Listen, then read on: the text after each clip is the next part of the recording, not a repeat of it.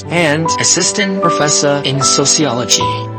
We offer a diverse range of postgraduate programs, including doctorate and master degree in Global Buddhism, Education and Society, and Management Science. Additionally, the Bachelor of Arts and Social Education and Management program provides an undergraduate option. We attract faculty members from various countries and welcome students from diverse nationalities. It creates a vibrant multicultural environment that promotes global understanding and cooperation. We believe in the power of international collaboration to expand horizons and foster cross-cultural exchange. Currently, actively partners from Slovenia, Cambodia, Indonesia, China, Thailand, and beyond. As the journey of ISIC unfolds, we strive to create a brighter future for generations to come.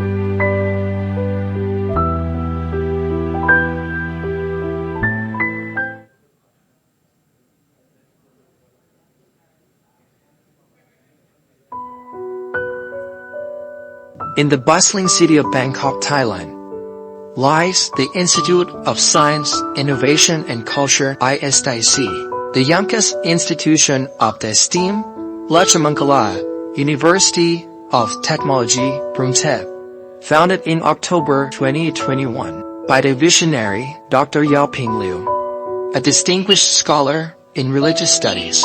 ISIC came into being with approval of the RMUTK University Council.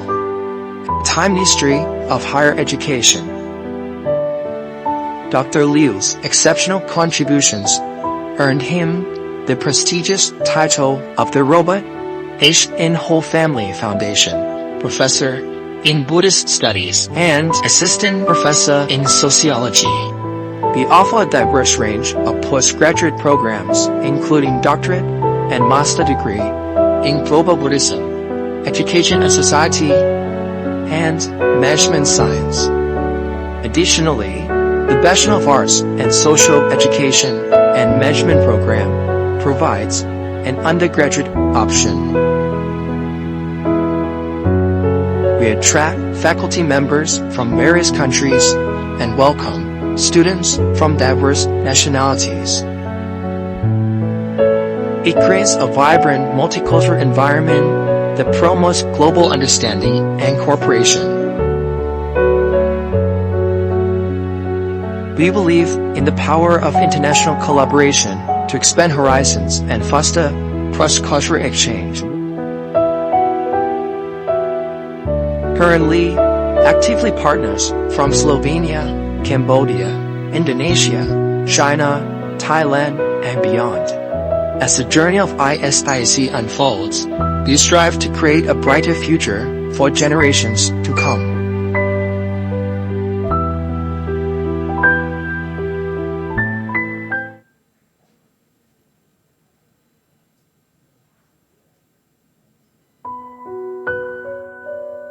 In the bustling city of Bangkok, Thailand, lies the Institute of Science, Innovation and Culture ISIC, the youngest institution of the esteemed Songkhla University of Technology, Prof, founded in October 2021 by the visionary Dr. Yaoping Liu, a distinguished scholar in religious studies. ISIC came into being with approval of the RMUTK University Council. Time Ministry of Higher Education.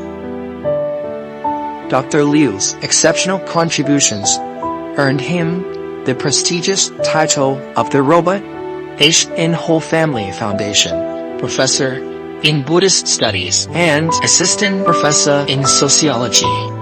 We offer a diverse range of postgraduate programs, including doctorate and master degree in Global Buddhism, Education and Society, and Management Science. Additionally, the Bachelor of Arts and Social Education and Management program provides an undergraduate option. We attract faculty members from various countries and welcome students from diverse nationalities. It creates a vibrant multicultural environment that promotes global understanding and cooperation. We believe in the power of international collaboration to expand horizons and foster cross-cultural exchange. Currently, actively partners from Slovenia, Cambodia, Indonesia, China, Thailand, and beyond. As the journey of ISIC unfolds, we strive to create a brighter future for generations to come.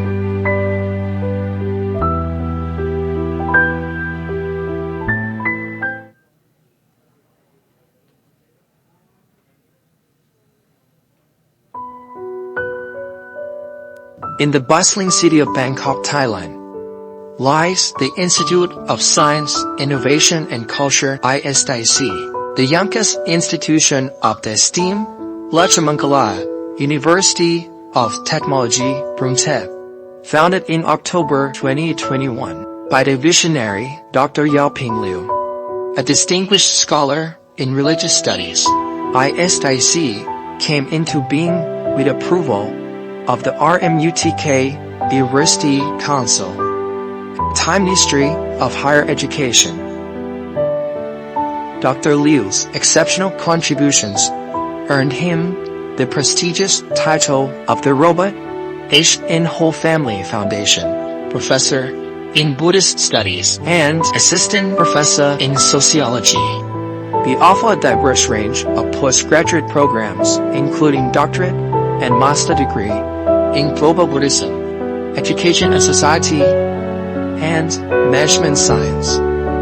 Additionally, the Bachelor of Arts and Social Education and Management program provides an undergraduate option. We attract faculty members from various countries and welcome students from diverse nationalities. It creates a vibrant multicultural environment that promotes global understanding and cooperation. We believe in the power of international collaboration to expand horizons and foster cross-cultural exchange. Currently, actively partners from Slovenia, Cambodia, Indonesia, China, Thailand, and beyond. As the journey of ISIC unfolds, we strive to create a brighter future for generations to come.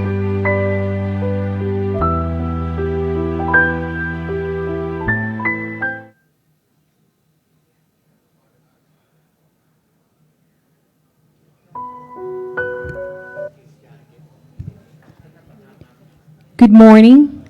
Before we begin, I'd like to request the guests to move forward from those seated at the back. Can you please occupy the seats in front first? There are still people outside, right? Okay. We'll begin in like 2 minutes. So let me tell the rundown of house rules before we start the conference. I'd like to request everyone to turn their mobile phones on silent mode during the whole duration of the conference. Also, inside your bags, you have there the schedule of this morning session. You also have the afternoon sessions, which has the plenary speeches and as well as the parallel sessions online and offline. So today in the morning we are live on Facebook as well as the plenary speeches in the afternoon, while the parallel sessions will be offline. So we have also 100 participants online with through Zoom and on Facebook Live. Also, we have here our abstract book, which contains the participants for today's conference articles. The schedule for the conference this morning, we are now on the 7th floor. I'm sure you had a struggle finding the floor as in you have to change lifts. So we are now on the 7th floor. Lunch will be served in Hong Kong, not Hong Kong restaurant, just nearby. So we will try to finish the morning session around 11:30 for lunch, just next to this room. And afternoon, we at 1 o'clock to 2 o'clock, again, we have plenary speakers, this conference room. And after 2 o'clock until 4 o'clock will be parallel sessions.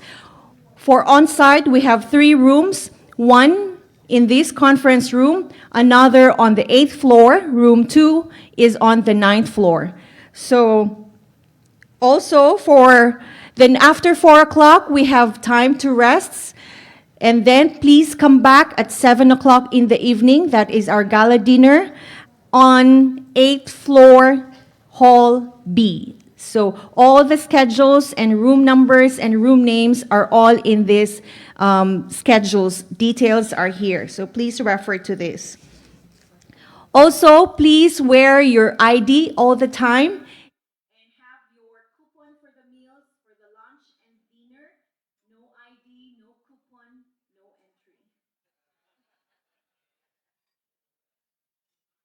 Okay, so if you need anything, coffee break, by the way, you can just, there's a cocktail of snacks, coffee, water, drinks outside. You can just go out anytime. So we don't have to allot of time for the break. So we need to run through because there are many presenters allotted to present for today, only one day. So if you need anything, just look for our staff who are wearing ISIC suits and our Global Buddhism t-shirt. So they are the people to call on when you need anything. Wi-Fi in this room is Santa Tip, just password 9, 10. Oh, no. 10 nines. Okay, 9. Okay, yes. That's the password. Are there more people there? Can we start now? Okay.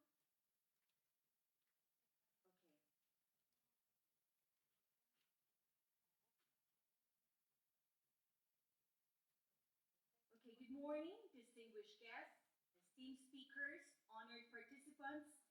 On behalf of the Institute of Science, Innovation and Culture, Rajamangala University of Technology, Kuntep, Thailand, and Universitas Islam Negeri Maulana Malik Ibrahim Malang, Indonesia, I am honored to welcome you on this international conference on interreligious dialogue for reconciliation and resilience, Southeast Asia focused. Welcome everybody to Hat Yai. Even we welcome ourselves from in Hat Yai. We're not from Hat Yai. We're from Bangkok. So we just specially flew in to join this conference. Thanks to our sponsor, Dr. Yao Ping Liu. So it's all our first time here also in Hat Yai. But he said yesterday, since he loves Hat Yai, he said we will sign an MOU. There will be a conference every year in Hat Yai. So next year, see you again in Hat Yai. We haven't begun, but we'll see you again next year. So we are privileged to have an incredible lineup of speakers, scholars, and religious leaders with us today. So from 8 different countries. Thank you from the bottom of our heart. Thank you for really flying for this special day. Some people here are just here for this morning and fly back tonight. So thank you very much for allotting your precious time for today. So they're representing multiple countries across Southeast Asia and beyond. So we have people here from Thailand, Indonesia, India, Sri Lanka, Myanmar. What else? We also have one from Libya. Who else? I didn't mention. Slovenia, of course. So flew in from how many hours? Just arrived this morning. 18 hours. Yeah, all in all, 8 countries. So to begin our program, I would like to invite the Associate Director of the Institute of Science, Innovation and Culture, Mr. Chachai Raktin, to deliver the plenary report. Please welcome Mr. Chachai Raktin to the stage.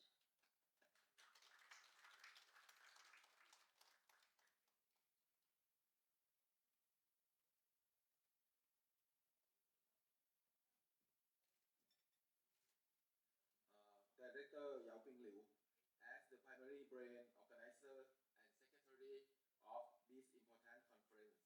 I, as your associate director, would like to report to you and all esteemed participants present today on the outcomes of this impactful event. Today, we have successfully gathered a diverse and distinguished group of scholars, religious leaders, policymakers, and civil society activists from 8 nations: India, Indonesia, Thailand, China, Myanmar, Sri Lanka, Slovenia, and Libya. Under your leadership, this conference has become a powerful platform to explore the essential role of interreligious dialogue in fostering reconciliation and resilience throughout Southeast Asia. With a remarkable 71 research presentations and 44 papers already submitted for publication in Scopus Index journals from our co-organizers and in ISIC Open Indexes journals of social innovation and knowledge. The intellectual exchange and collaborative spirit have been extraordinary. Thanks to the invaluable support of institutions such as the Ministry of Religious Affairs, the Republic of Indonesia, the Islamic community of Songkhla, Wat Machimawat, and the Hat Yai Christian Church. We have shown that religious harmony is possible through mutual respect and cooperation. These discussions and papers will serve as a vital resource for future initiatives to promote peace and understanding in our religions. And we are confident that this conference will continue to inspire impactful collaborations in the future. Thank you, Dr. Liu, for your visionary leadership, and thank you to all our participants for your dedication and contributions. Together, we are building bridges that will lead to a more peaceful and resilient future for Southeast Asia. สวัสดีครับ Thank you, Mr. Chachai Raktin, for that very comprehensive report on the objectives and outcomes of this important conference. I am honored to invite Dr. Kamon Rodklai, Chairman of the Senate Committee on Higher Education, Science, Research and Innovation, to deliver the opening remarks. Please welcome Dr. Kamon Rodklai.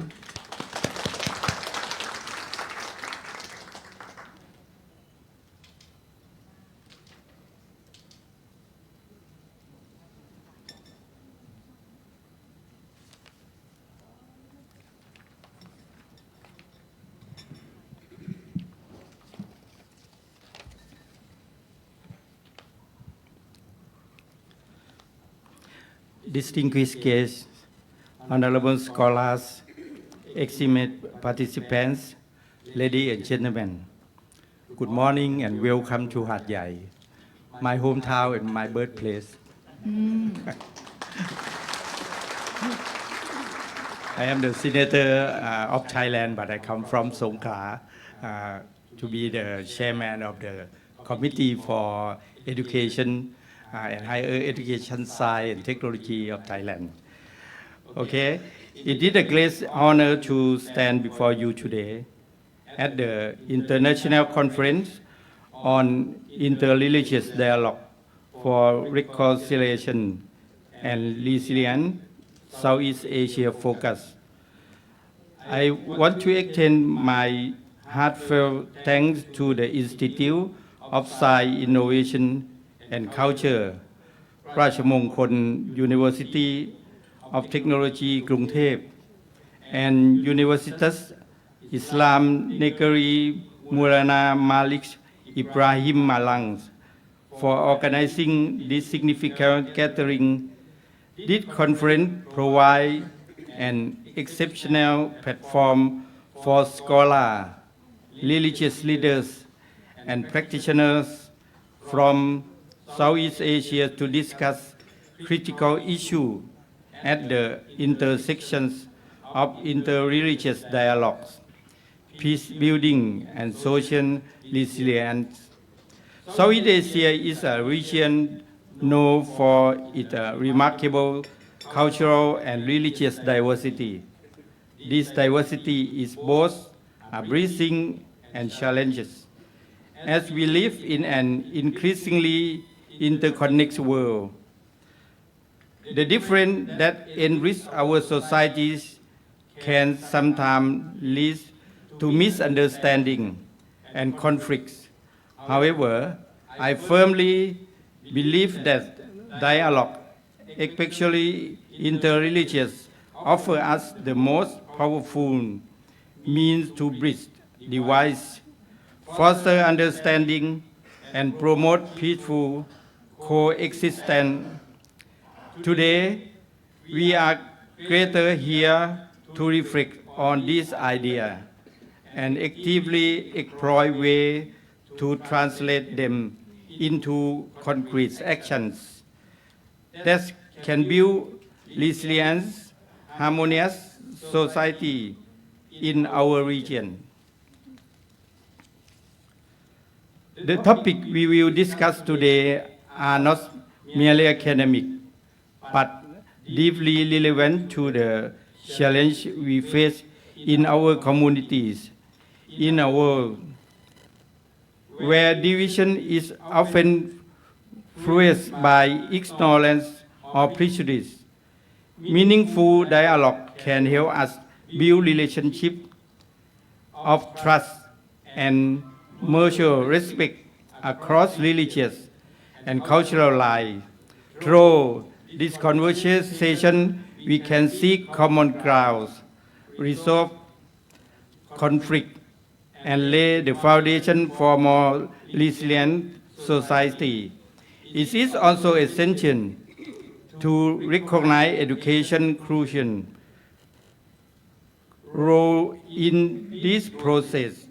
Education empowers individuals with the knowledge and perspective to engage meaningfully with others and uphold tolerance, inclusivity, and peace. As we begin this conference, I encourage each of you to participate fully, share your insights, and listen with empathy. The discussion we have today have the potential to shape future policy and practice in our respective countries, ultimately contributing to a more peaceful and resilient Southeast Asia. I wish you all a fruitful and inspiring conference, and I look forward to the idea and collaborations that will emerge from our time together. Thank you very much and ขอบคุณครับ Sir, please remain on stage as I would like to invite the chairman of the RMUTK Council to present to him our simple token of appreciation.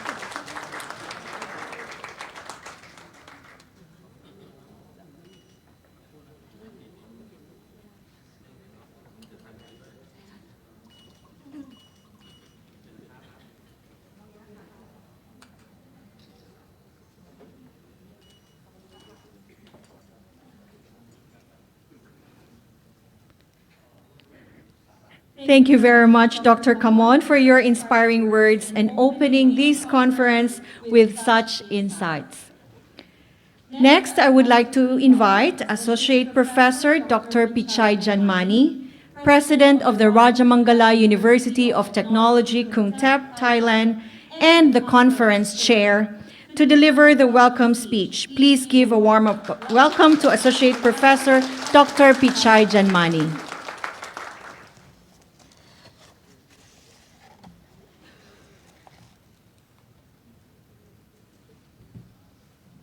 Good morning.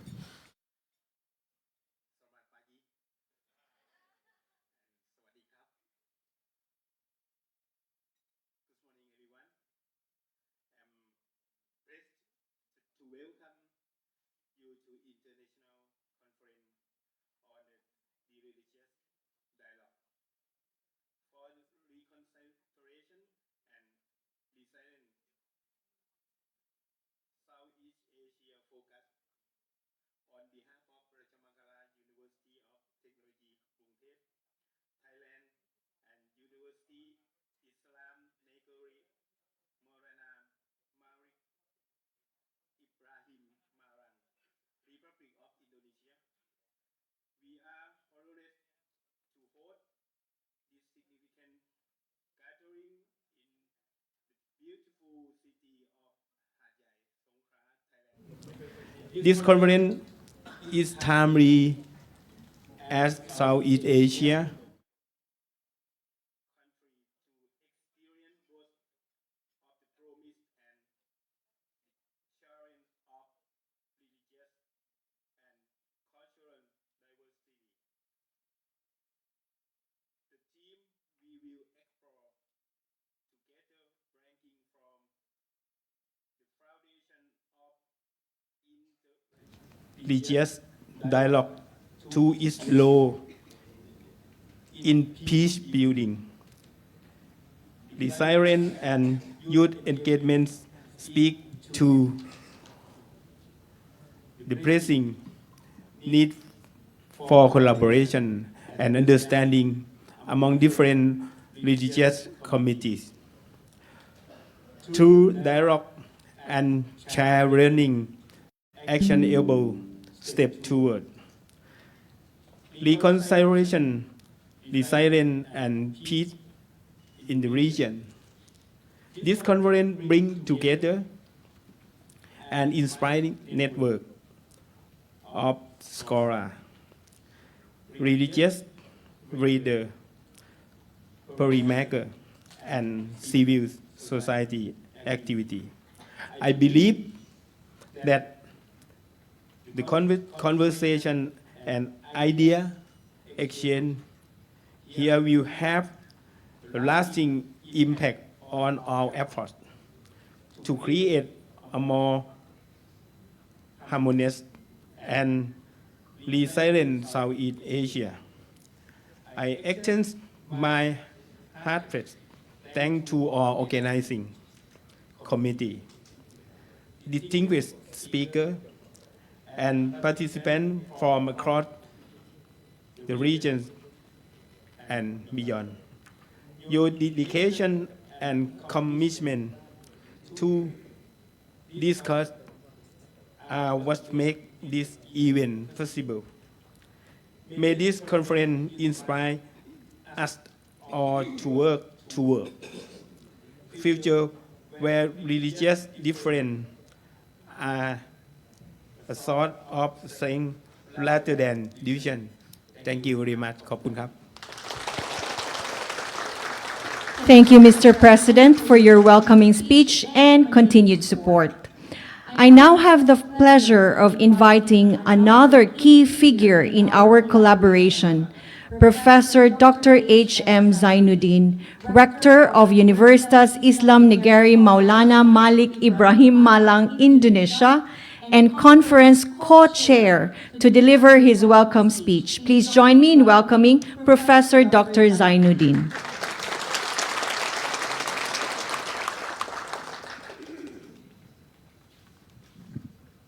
Okay, good morning, and may God bless us. Your Excellency, the President of Rajamangala University, Dr. P.K.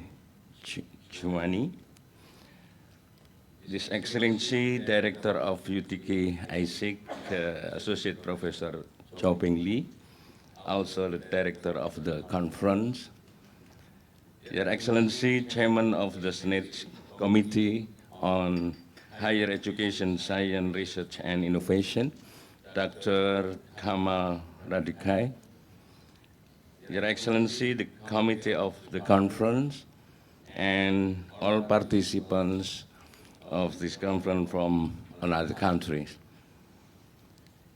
First of all, I would like to thank for President of UTK Institute of Science, Innovation and Culture on its hospitality and its cooperation and collaboration. The collaboration between University, Islamic State University of Maulana Malik Ibrahim Malang, or Universitas Islam Negeri Maulana Malik Ibrahim Malang, and UTKISIC Thailand is very important because in modern era, in digital era, this collaboration is part of our successful, both in research, joint conference like today now, and the other collaboration. And this conference, in my opinion,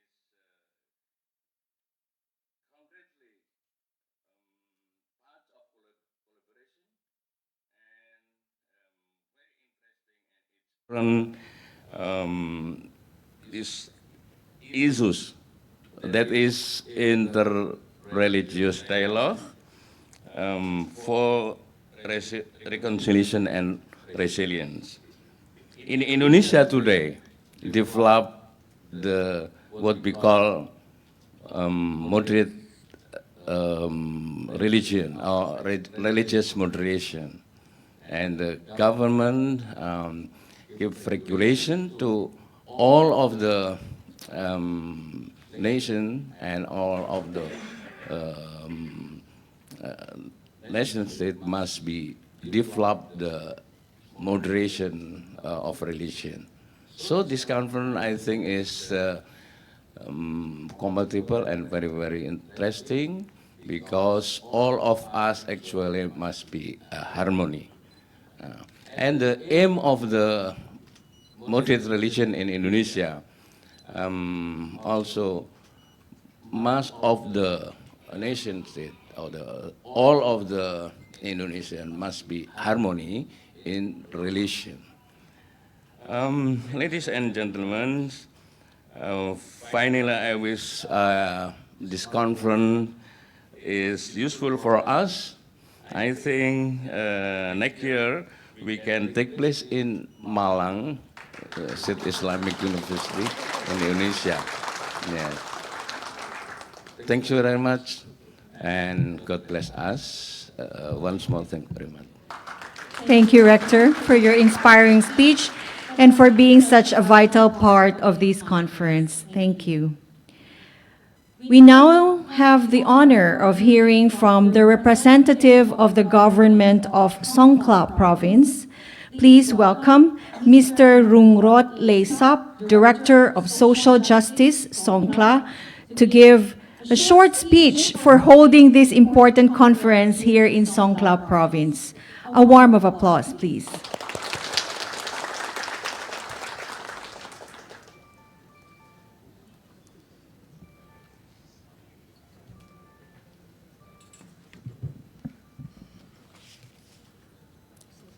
Good morning. Good morning, everyone. And Assalamu alaikum wa rahmatullahi wa barakatuh. I am the Songkhla provincial representative. I feel happy. We using Songkhla province at the meeting place. I sincerely hope that this meeting will go smoothly. Songkhla people welcome you. I'm sure that everyone will come to visit Songkhla. Thank you. Sir, please remain on stage, sir. We have prepared a certificate of appreciation for the Songkhla province for allowing us to hold our conference here and also bringing your policemen to ensure the safety of our people here. And so I would like to request President, Associate Professor Dr. Pichai Janmani to please award the certificate first also.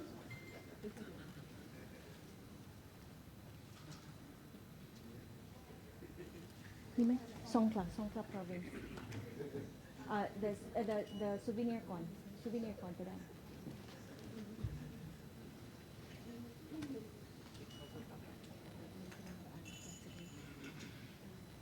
And I would also like to ask the president of UIN, Dr. Zanaidin, to present the certificate.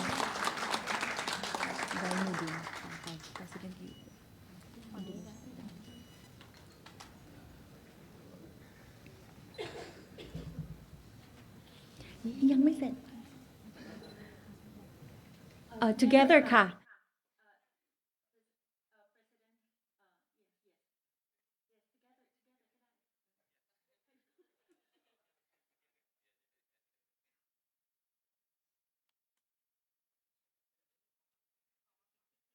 the chairman and the co-chairman of this conference.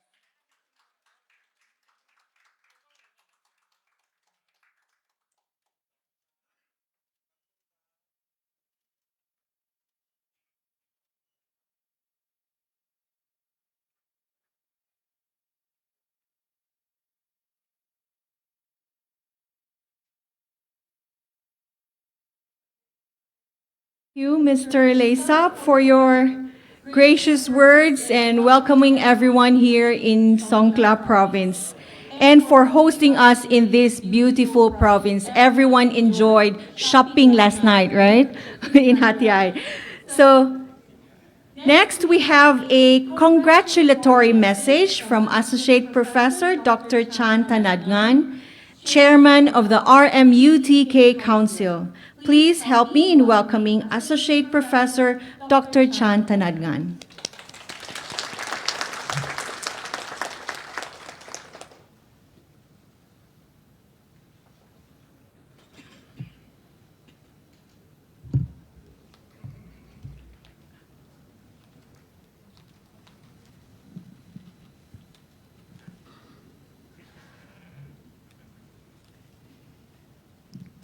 On behalf of RMUTK Council, I extend my heartfelt congratulations to the organizers, the Institute of Science, Innovation and Culture, Rajamangala University of Technology, Krungthep, Thailand, and University Islam Negeri Maulana Malik Ibrahim Malang, Republic of Indonesia, for hosting the prestigious International Conference on Interreligious Dialogue for Reconciliation and Resilient Southeast Asia Focus.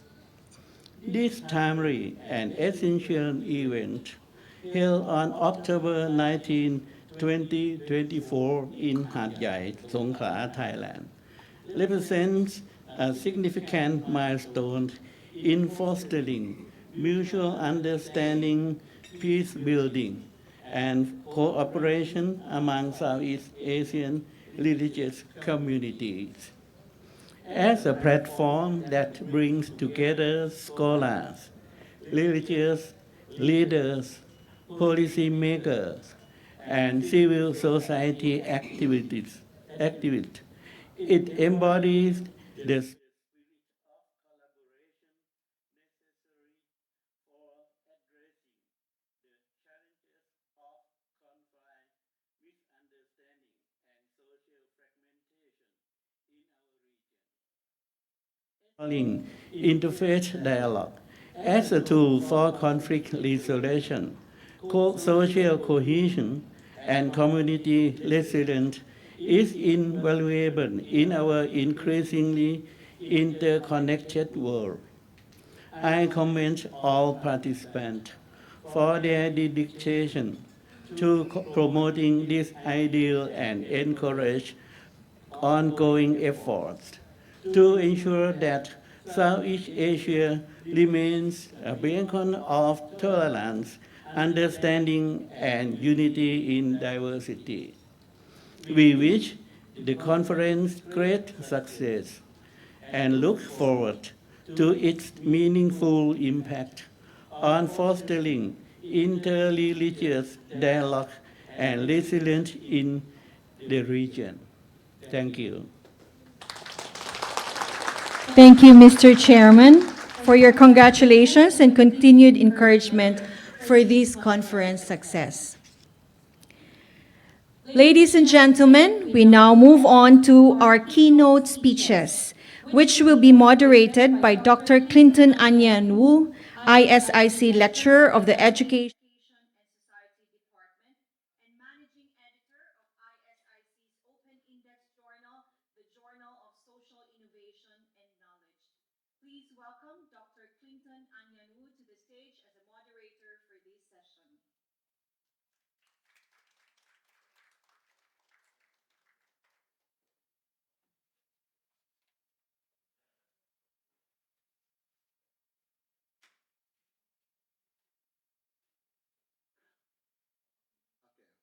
Thank you, Edda. Good morning, ladies and gentlemen. I welcome you all to this wonderful conference today. And I hope and believe that everything will go smoothly as planned. Thank you. Okay, this morning, our first keynote speaker is a professor from Indonesia. He's a great man, a distinguished academic and government official. He completed his doctorate degree at Dnipro University, after which he served as a lecturer and later a professor at the Faculty of Social and Political Science. His expertise in law and human rights led to his appointment as expert member to the Ministry of Religious Affairs in 2021. Ladies and gentlemen, let me introduce Professor Dr.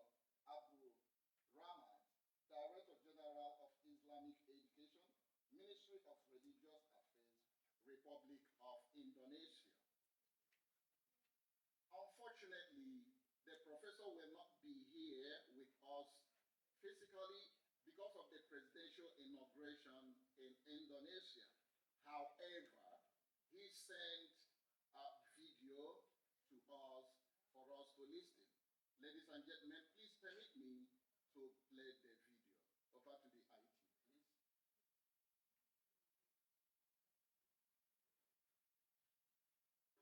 Assalamualaikum warahmatullahi wabarakatuh. Peace be upon all and good morning, dear honored guest speakers, ladies and gentlemen. The International Conference on Interreligious for Reconciliation and Resilience is a significant forum to discuss efforts in maintaining peace and social resilience amid religious and belief differences. In Indonesia's multicultural context, being multi-ethnic and multi-religious, maintaining harmonious and peaceful relationship both between and within religion is a necessity. Without tolerant and peaceful religious life, reconciliation, resilience, and even development in a country are impossible to achieve. To realize and maintain good and positive interfaith relationship, the government of the Republic of Indonesia under President Joko Widodo has issued a public policy called religious moderation. The Ministry of Religious Affairs of the Republic of Indonesia is the leading sector in implementing this policy. The policy of religious moderation was also proposed by the Ministry and established as one of the bodies under the Ministry of Religious Affairs, called the Agency for Religious Moderation and Human Resource Development. This agency has since been established and is now carrying out its duties effectively. Religious moderation plays a central role in creating a peaceful and harmonious life among diverse communities. Religious moderation is not merely a concept taught by a single religion, but is a shared value adopted by various religious and social systems. It emphasizes fairness, wisdom, and balance, which foster harmonious living amid differences. In Indonesia, with its rich diversity of ethnicities, religions, and cultures, religious moderation is a key to maintaining interfaith harmony. Differences in belief and tradition should not be seen as sources of conflict, but rather as strengths that enhance unity. International conferences like this have the potential to promote the importance of moderation and harmony among communities of different faiths worldwide. The world is currently facing a challenging time. In some regions, particularly in the Middle East and the Russia-Ukraine area, wars continue to rage due to various political, economic, and ideological differences. Through this international conference, it is essential to reinforce the idea that multiculturalism is not a threat, but a gift that must be preserved.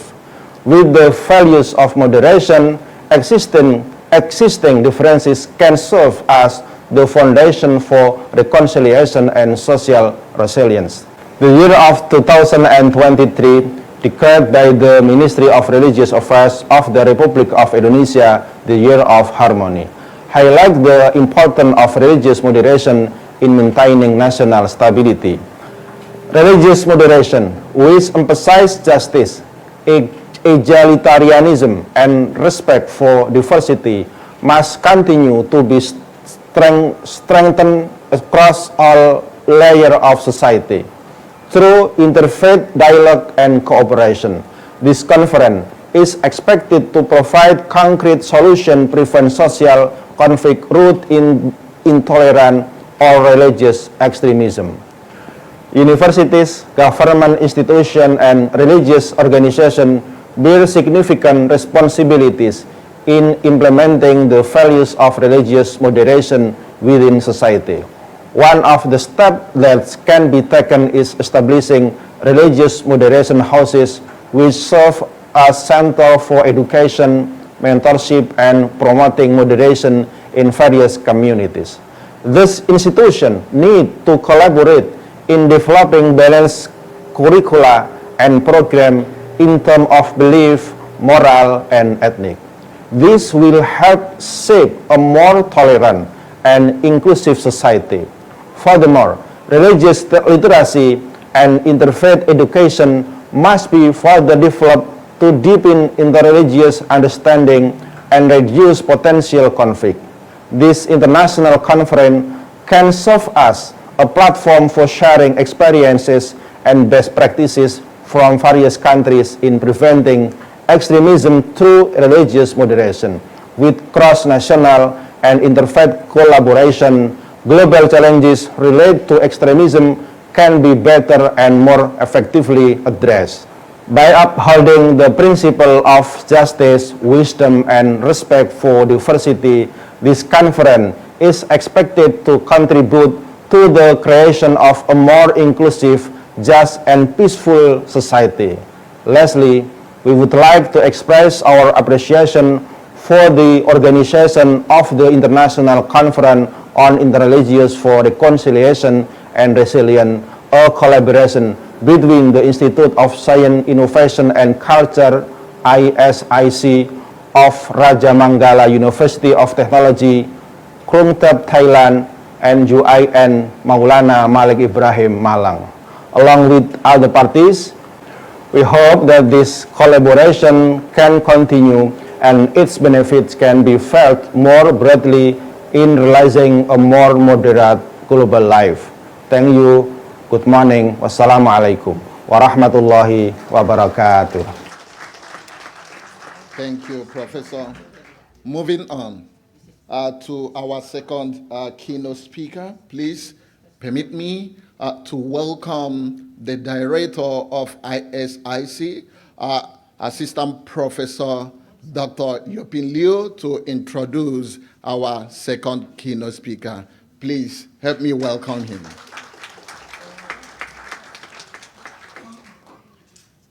Good morning. Assalamu alaikum. Sawadee.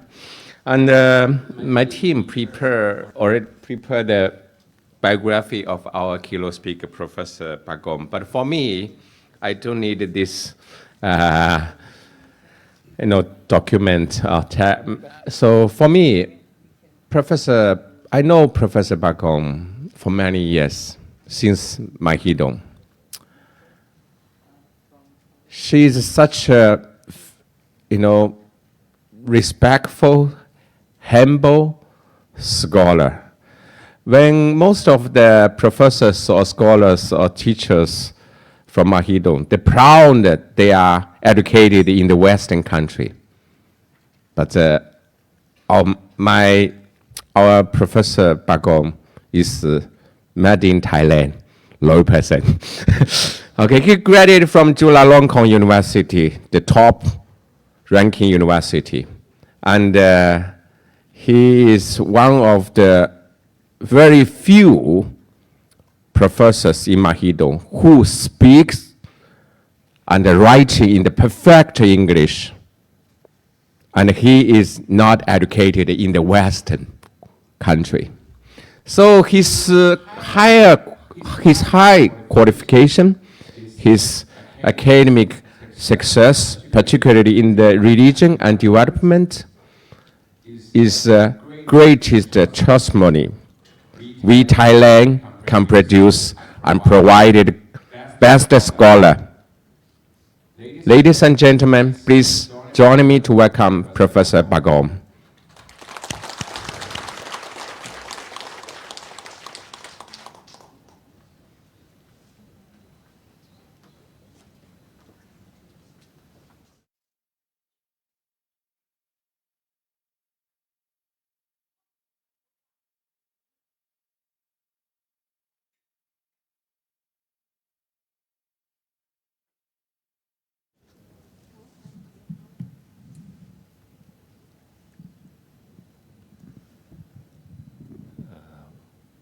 Thank you very much for your kind words and honor, Professor Yopin Liu, one of my best friends perhaps. And good morning, esteemed guests and participants. And first of all, I would like to thank you, the organizing committee, especially Professor Dr. Yopin Liu, for kindly inviting me to give this talk. My talk is going to be about the particular approach adopted in the Thai Buddhist scholarship. I'm going to make some observation about it. It's not going to be a final say. It should be subjected to a further analysis. People using this particular approach can get their PhD, can get published in a journal, or they can get promoted to a higher academic position. And findings from research using this approach can even find ways into national and local policies. So the approach I'm going to talk about today is quite significant and influential.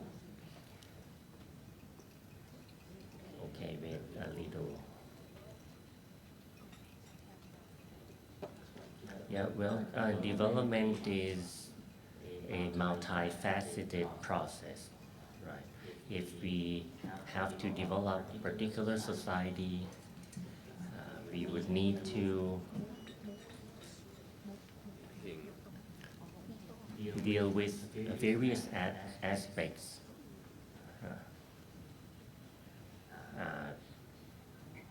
So development is an encompassing process. We need to develop different aspects of society, social, economic, political, cultural, environmental.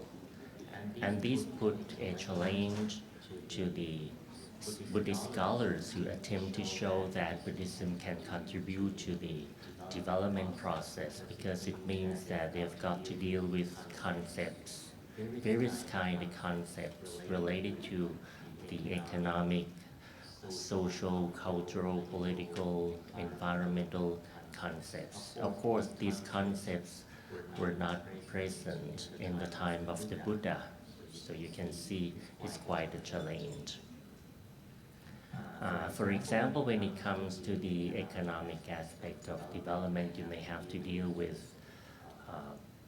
innovation, productivity, economic growth, concepts like poverty reduction, gender equality, promotion of health and well-being can be found when you have to develop the social aspect of your society, or you may have to think about clean energy.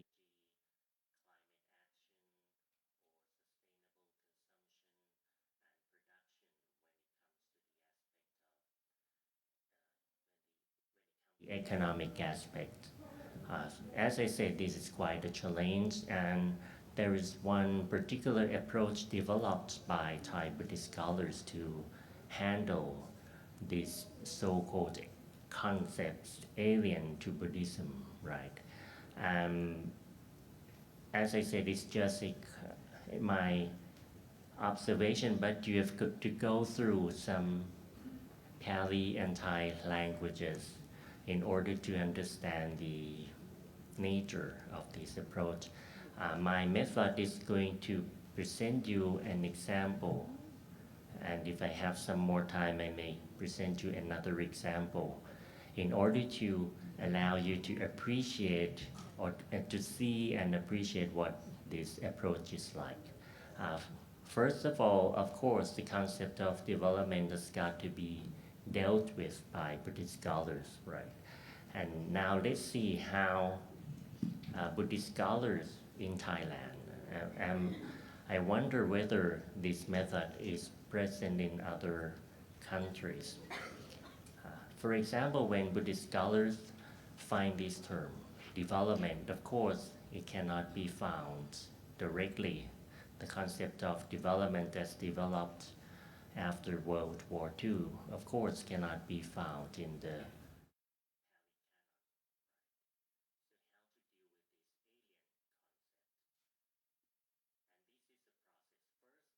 English term is translated into Thai, and in Thai it is translated as Patana.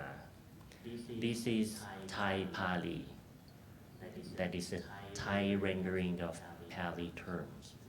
So in Pali, Patana is Vatana, right? But Patana can be translated exactly in Patana is Patana is Pavana. Patana is exactly Pavana. Patana is Vatana, and Pavana is Bhavana. If you're Buddhist scholars, you should be familiar with this term. So you can see in the process of translation, development becomes Bhavana or Pavana, right? What is Vatana? Vatana is growth, increase, or enlargement.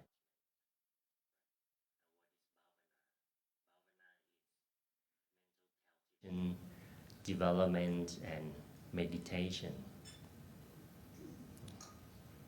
And let me quote Venerable Analayo.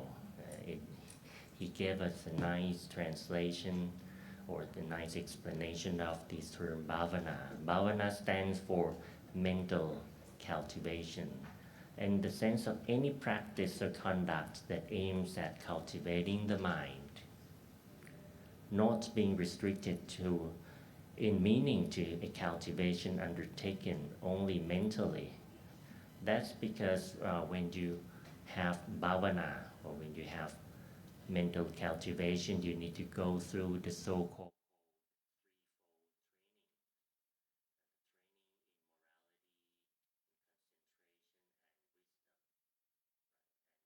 you observe your moral precepts in the training of your morality. Of course, it's got to do with the external or behavioral aspect. So mental cultivation is not confined to the mental activity only. And of course, in these codes, the tranquility and insight meditations are mentioned. So you can see that if we go through the process, development, the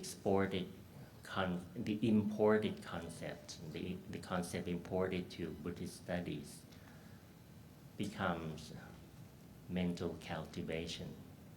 So it means, I think by implication, you know right away that if you want to have mental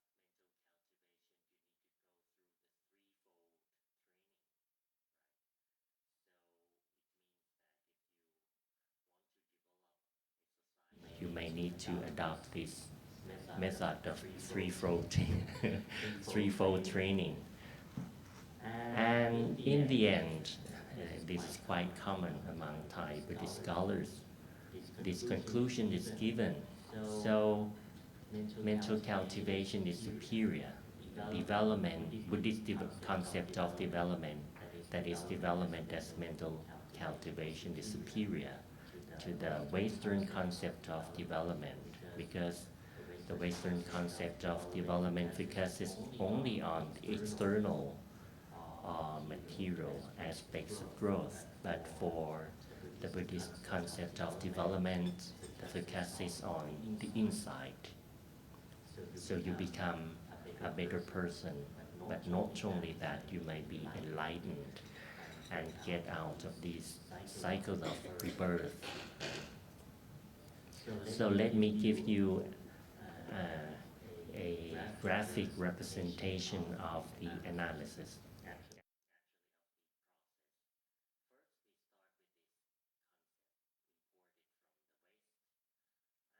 We go through the process. I am still not sure, but let me use this term, Buddhization. And the scholarship, of course, we find other term like Buddhisticization, but let me use this term, Buddhization. And then we have some revelation. In the process of Buddhization, you can see it's a method of using language, Pali and Thai language, to translate the English term into Thai Pali and then into Pali. And when we get the Pali terms, Pali technical terms, then we go back to the Pali canon and we look for related Buddhist teachings in order to explain that term. In doing so, Buddhist scholars in Thailand believe that they can explain the imported term. But in doing so, what we get is more than understanding.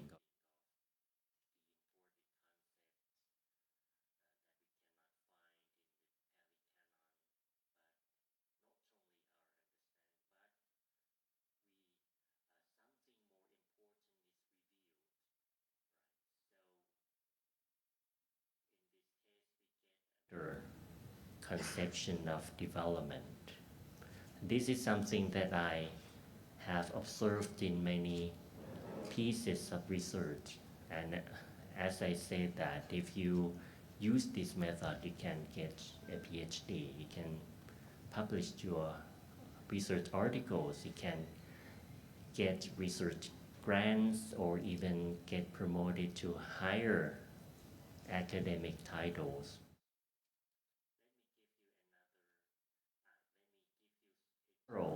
Process of doing this. I wonder if anyone would be interested in adopting this approach. right? We get an imported concept. Usually they're in English.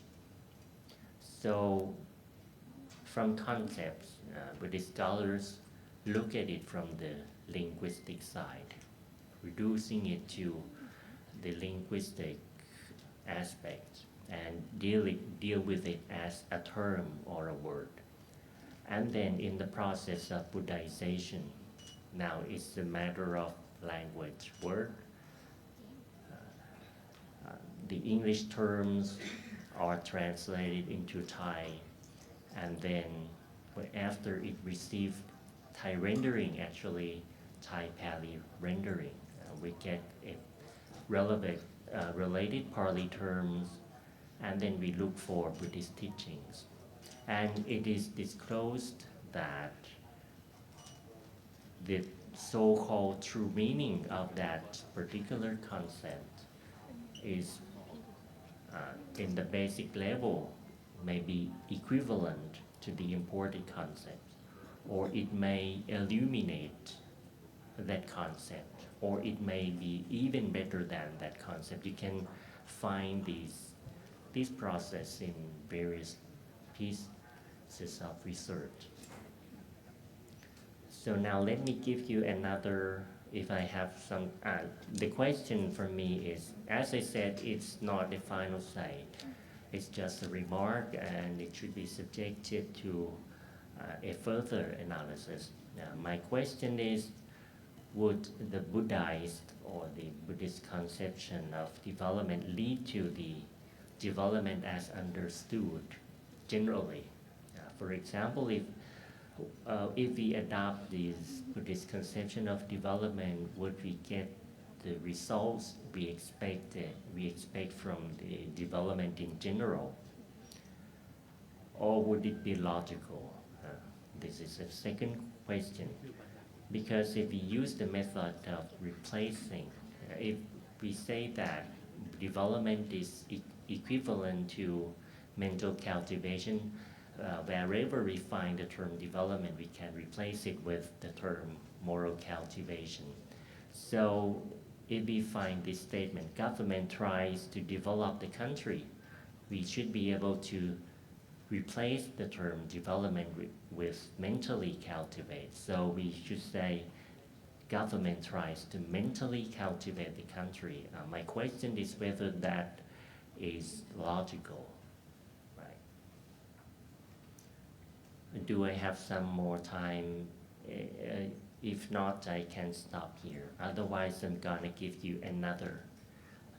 Okay, thank you. Let me give you one more example, and this is not only me, but scholars in the fields of health science and health profession have made such a remark. But let me go through the process of applying this approach.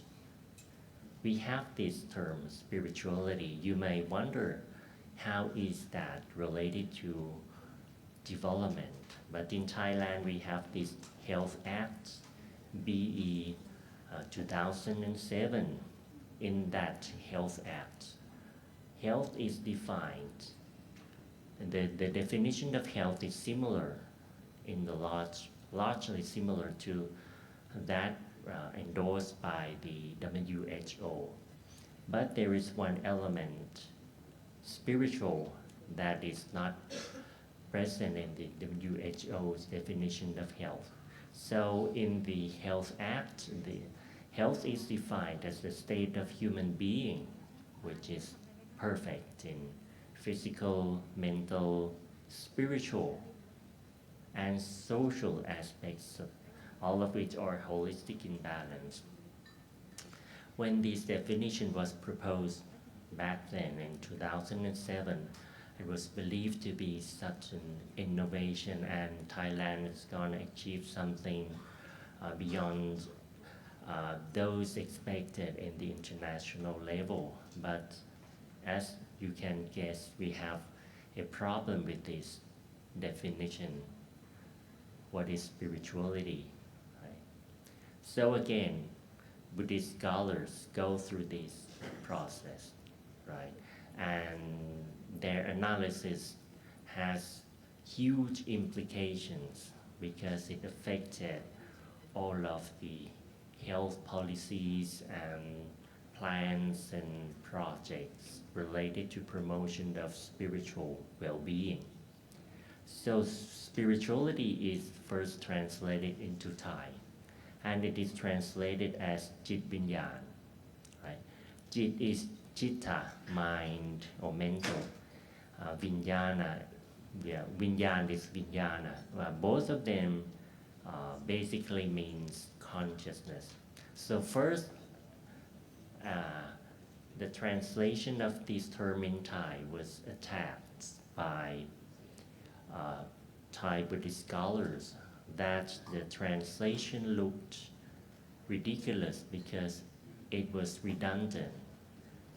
Citta and Vijnana means the same thing. So if you translate spirituality as Jit Vinyan, it means that you are translating, and when it's translated back, you can get something like conscious consciousness, which is ridiculous, right?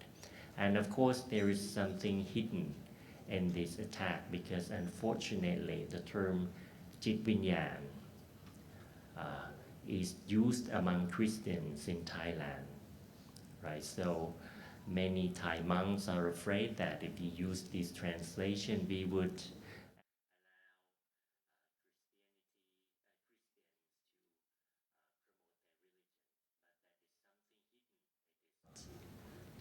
always clearly stated. So the process is like this. Thai Buddhist scholars just ask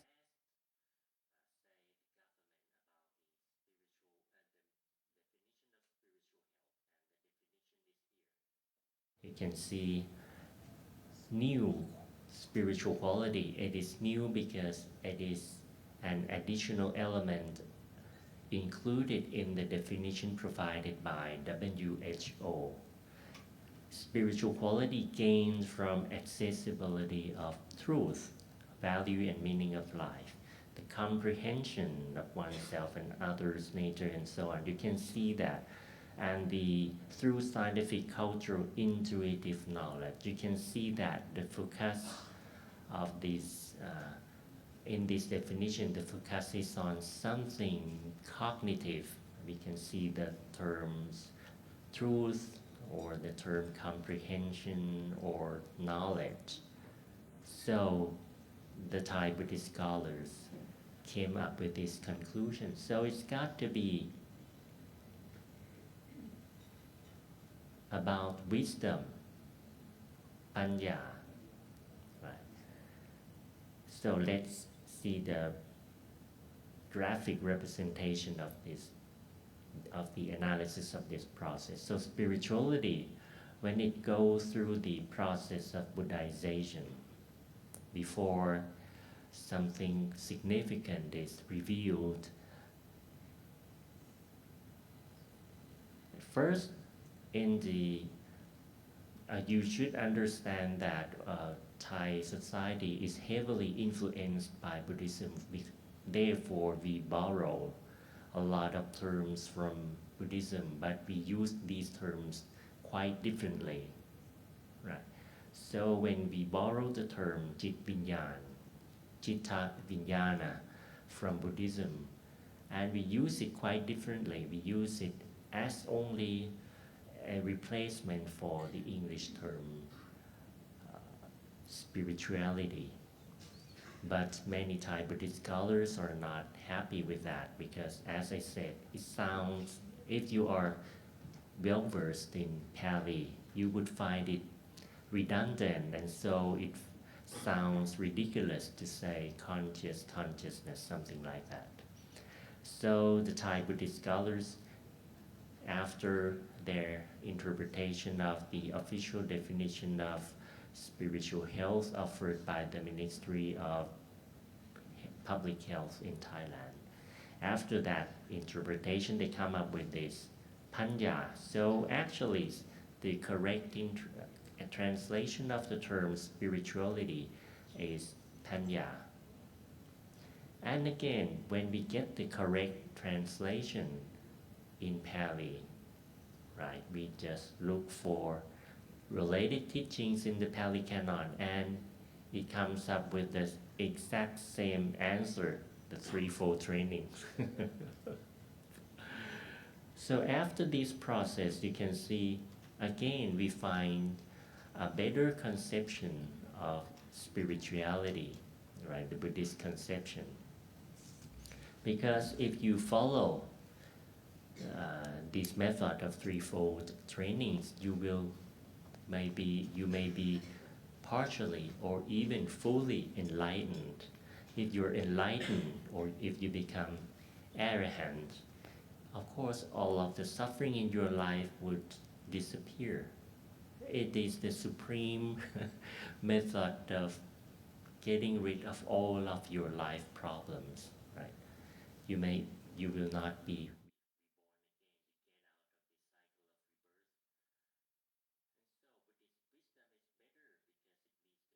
and of course, the method is all the same, threefold training. So this is the question not raised by me only, but also by physicians and nurses and other health professionals, whether the process credible, because when the term spirituality comes to Thailand, it is spirituality.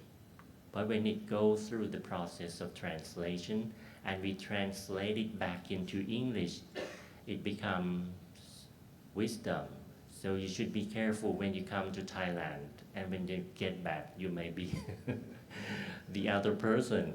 When spirituality comes here, it is spirituality in English, but when it gets back home, it becomes wisdom.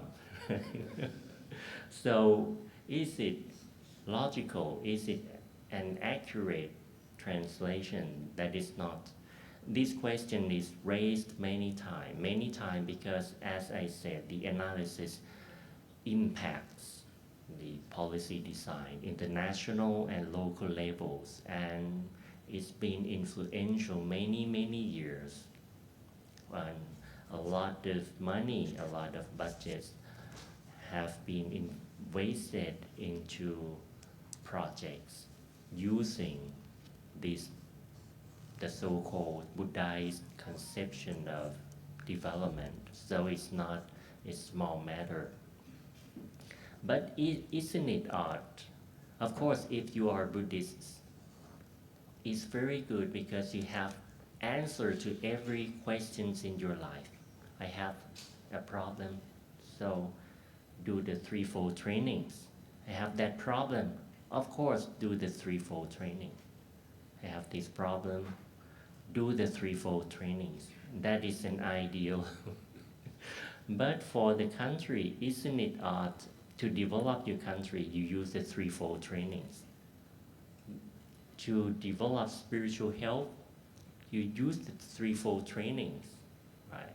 So this is only my question, and this is the remark of one of the most influential approaches used here in the Thai Buddhist scholarship. I wonder whether it can be found elsewhere. And another important things that need to be done is the epistemological analysis of the assumptions behind this so-called methodology. And of course, some anthropological analysis may be required to understand why people strongly believe that this is the method that can lead us to truth. So this is my presentation. Right? Thank you very much.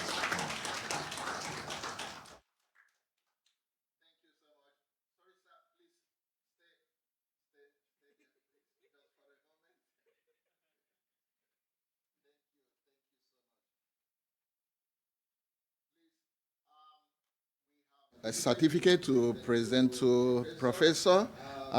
Let me welcome to the stage the President.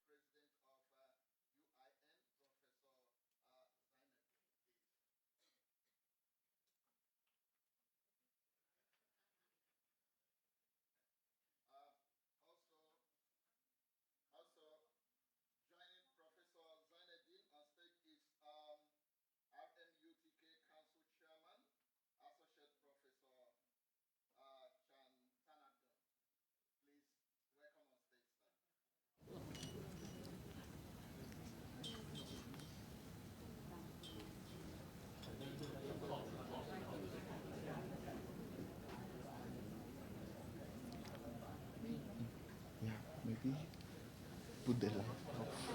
It will spoil the camera. มีอีกไหมอินไว้ใครอีกไหมไม่มีใช่ไหมไม่มี Yeah, it's this one. Yeah.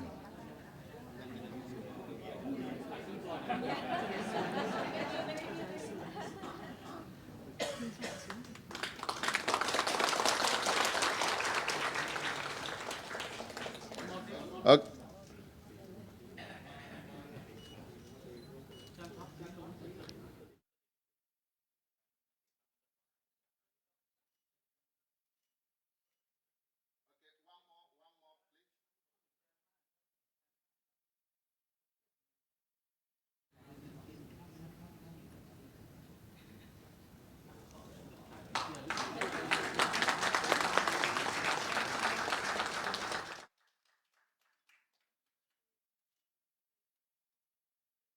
Okay, thank you. Thank you very much. Thank you.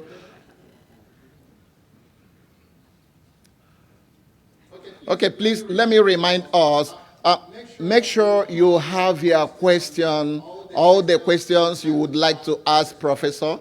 Write it down because after we will still call Professor back for a discussion.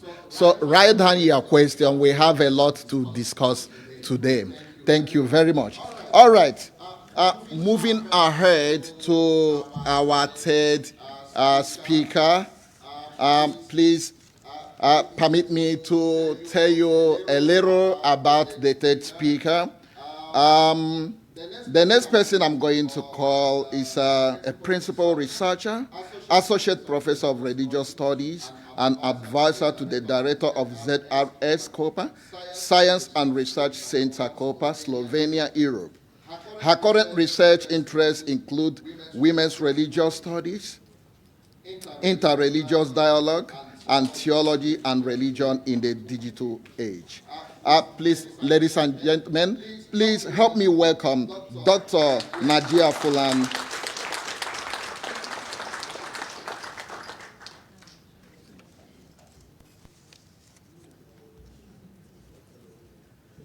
Good morning. Thank you very much for a lovely introduction. Thank you. Distinguished scholars, excellencies, friends with and in religious dialogue, if I may say so. Dear organizers, let me express my deep, not just congratulations, but great honor that you have chosen this very important topic to be the central bonding today for all of us here. Since I'm going to talk a little bit about the importance of women's engagement, active participations within interreligious and interfaith dialogue with the stress of ecological peace building, religious peace building. I would like to first remind us all that religious dialogue, it's not just the exchange of ideas, of thoughts, as we have heard in previous talks. It actually goes beyond words. It occupies space between being and meaning. So, from this view, since I'm going to present basically a view from Christian women's religious peace building, ecological peace building, let me borrow words which I'm sure that you're familiar with, but I find them to be very self-explanatory. The words from prominent Catholic theologian from Switzerland, Hans Küng, who talked about the importance of religious dialogue and building so-called global ethics. So Hans Küng expressed that the statement, a very strong statement, that there will be no peace among nations without peace among religions. So that there will be no peace among the religions without dialogue among religions. So religious dialogue, it creates a kind of, as we have heard in previous talk, collective consciousness of mutual understanding. It leads us towards empathy and collective consciousness in terms of shared beliefs, ideas, and ethical and moral attitudes that actually operate as unifying force within society. That's a concept deeply integrated in sociology, Emil Durkheim's, and of course it goes beyond it. It also goes into psychology, Jungian one from Western psychology, and so forth, and also spirituality.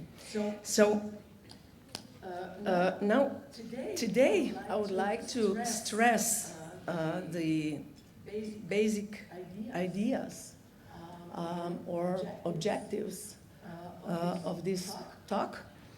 But before I do that, let me just say a word or two regarding the understanding of building peace building, be it ecological peace building, religious peace building, or any other form of religious peace building from the perspective of, I would say, feminist perspective, or from the perspective of women's religious studies and women religious peace builders. Peace is not something static. It's creativity. So it's the process. It's not static that is achieved at one point of the time. But it's relatedness. So the concept of relatedness is something which is deeply integrated, we would say, in women's soul. Yeah? Women as such, I remember when I was doing my research in Africa, and I became very, sub-Saharan Africa, and I became very enriched with its powerful religious, traditional ethics. And I'm all familiar, I think that you all heard it, but it's very good to bring it back to our minds. It's a proverb that says that it's actually, if you educate a woman, if you educate a man, you have educated a person. And if you educate a woman, then you have educated a village. So that's, this relatedness that women are central to bring about in terms of mutual change of our collective consciousness, to speak. So I would like to bring your attention today on main objectives, and one would be, I would like to emphasize the need to include environmental issues comprehensively in shaping interreligious dialogue, and then further on to stress the need to apply gender dimension in interreligious dialogue and environmental ecological peace building. So women's actions and voices within interreligious dialogue are often missed or excluded, at least at former levels.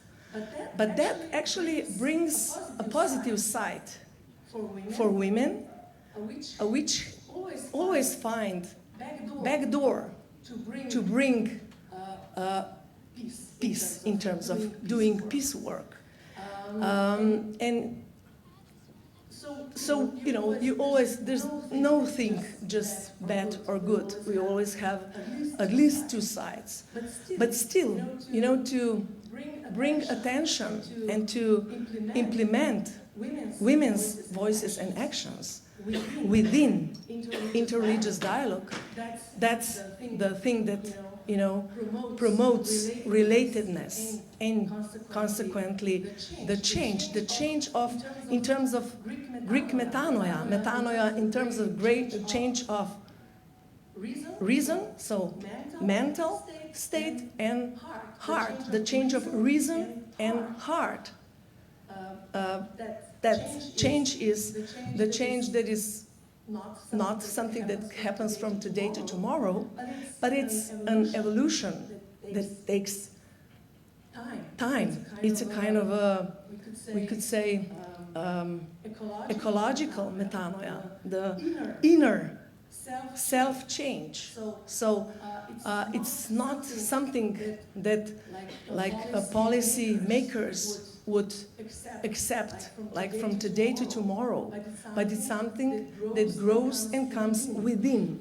And now let me bring your attention to this very, very important term, within, because as a feminist scholar of religions, I very much admire the Starhawks. Miriam Simos is one of a great ecofeminist activists that comes from California side, and she is a very prominent scholar as well, and she distinguishes between three terms or understandings of power.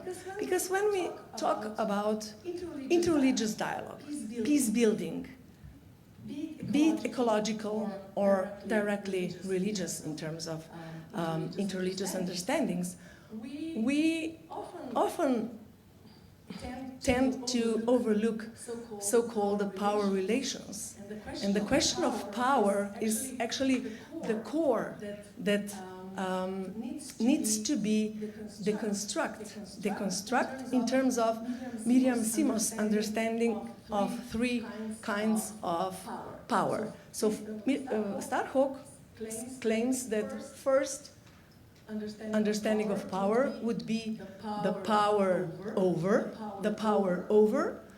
that would be the power, the negative form of power, the form of power that the classical neoliberal capitalistic mindset would build on.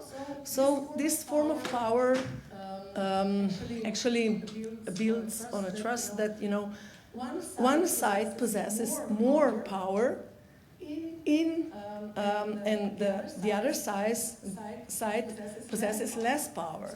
So it's imbalance. It's a kind of a power over that is a power of the one who dominates the other.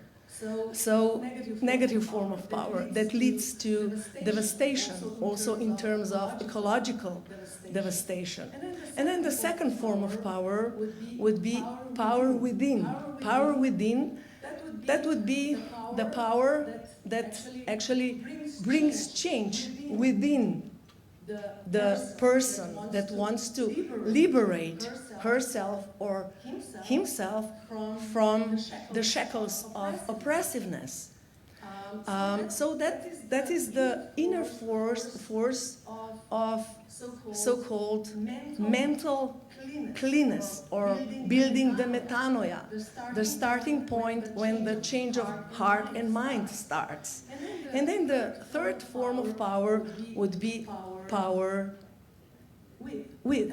And that is the power of relatedness, the power of coexistence, the process that is building through creativeness so-called peace. So that is the core understanding of power with us to be the liberating power, and that is the power that actually women in religious peace building usually refer to.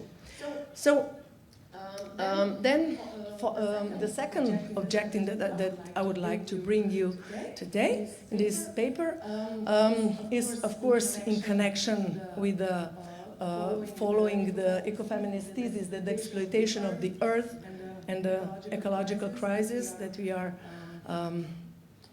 actually coping with is closely linked to marginalization, exploitation, and abuse of women, and then consequently discuss the importance of paying attention to women's voices and actions in terms of religious peace building in the context of interreligious dialogue.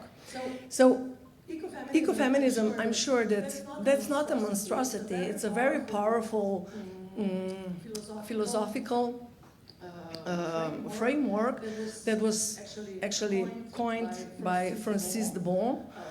She coined the term ecofeminism in 1974, and it's a kind of it was a strong political, philosophical, and also spiritual movement later on. And she wrote a book, a powerful book, with the title Feminism or la Mort, so feminism or death, very strong sentence.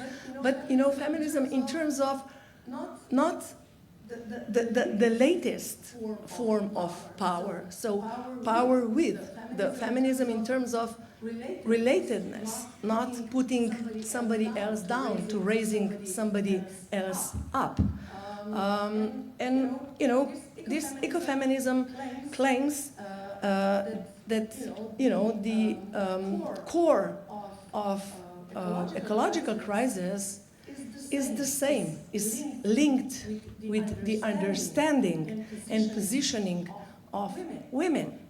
And if we move a step forward, we could also say that, you know, the understanding of religious other could also be viewed in this framework.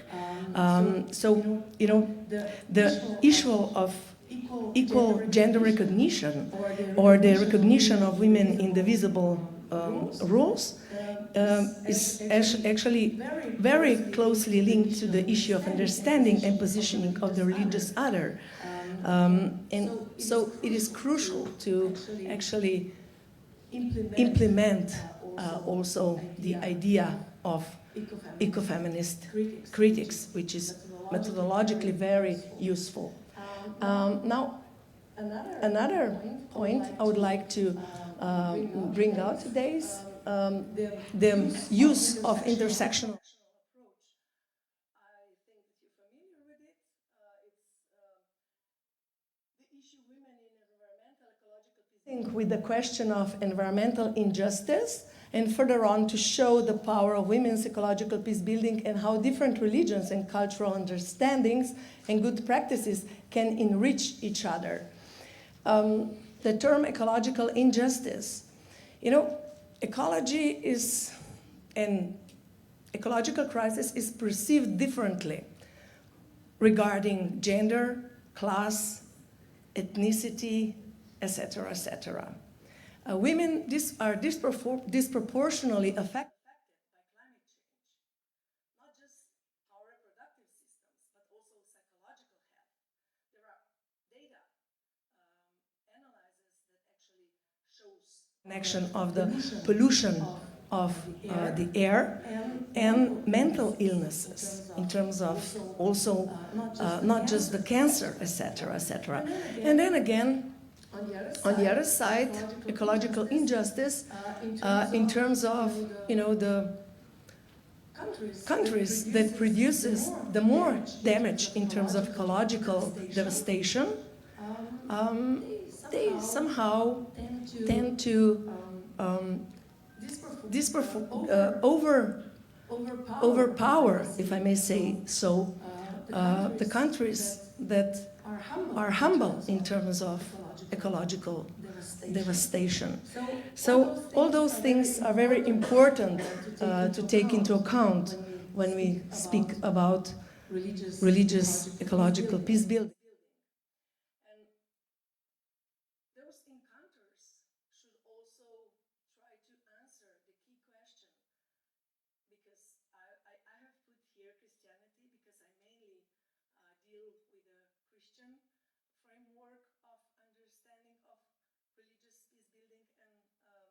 theological work from women in there.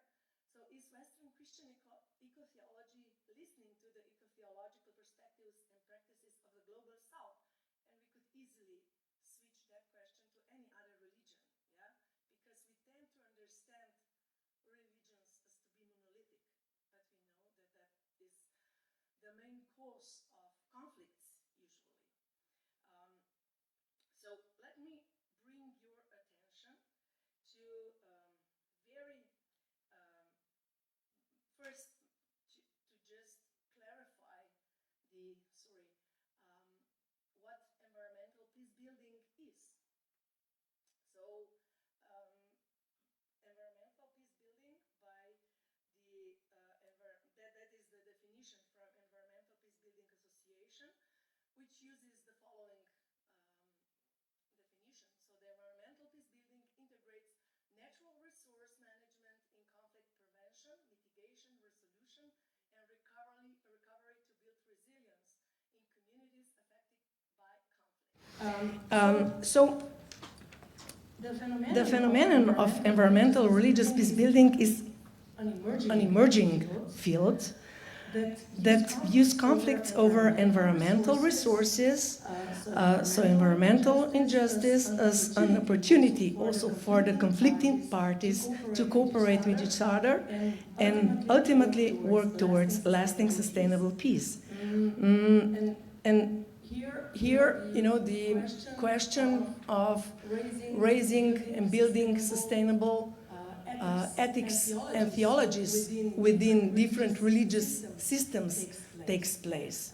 I would like to bring our attention, because from Christian perspective, the anthropocentrism, which is very strongly imprinted in Christianity and also in other Abrahamic monotheistic religions as Islam and Judaism, but a little bit different than in Christianity, is very strong. It's a part of Christian theology. Everything is actually viewed from and understand from anthropocentristic view. So Christianity is very strongly challenged because of its understanding of nature and natural other. In terms of anthropocentrism, which differs across different Christian traditions, yet unites in claiming that humans are the sole essential imago Dei, as Christian would say, so image of God. And to be Christians, not all of denominations, but the majority, believe that humans are spiritually superior to and transcendent to the natural world.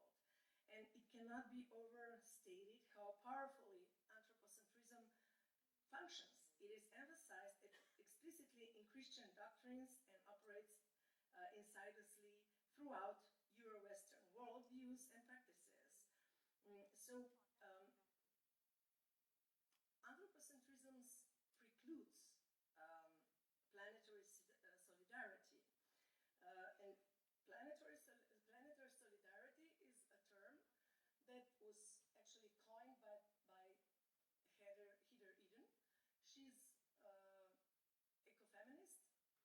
comes from Christian background, and she states that anthropocentrism, as I have stated, but she developed this term planetary solidarity, and the planetary solidarity would be something that would be a unifying point that each or societies would, by her proposal, should strive for.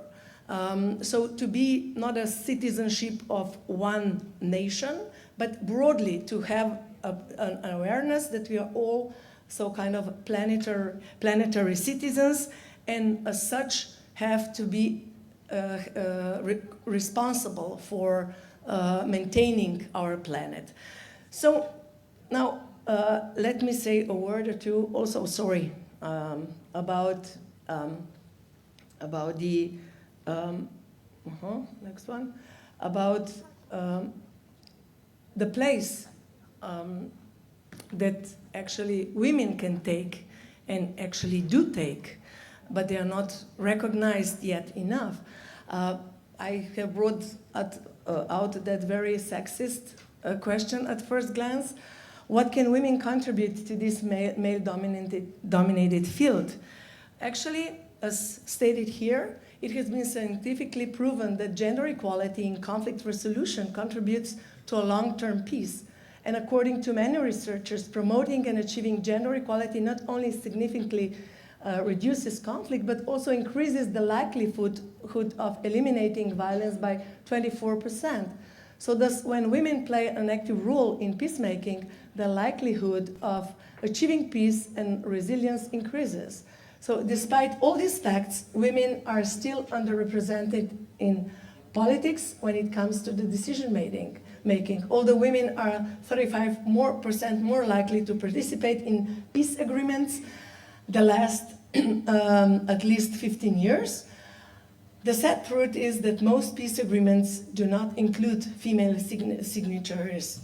So world leaders will not be able to achieve lasting peace if they do not include women in the process. But that's not a figure of speech in just, that there is a woman that needs to sign or be there. But it's, the awareness that women's participations brings to the table. Now, I hope that I have 5 more minutes. I would like to bring your attention to 2 very prominent and very inspiring women who actually have very cross-cultural impact. And first one would be Vandana Shiva with Navdanya, which in Hindu would translate 9 seeds. Vandana Shiva, she's physician, Hindu practitioner, and ecofeminist that has a strong impact to many Christian ecofeminists and broader. She is, for some governments, persona non grata, and for the other governments, their advisor. So very strong, powerful woman. Quantum physics is her main research area.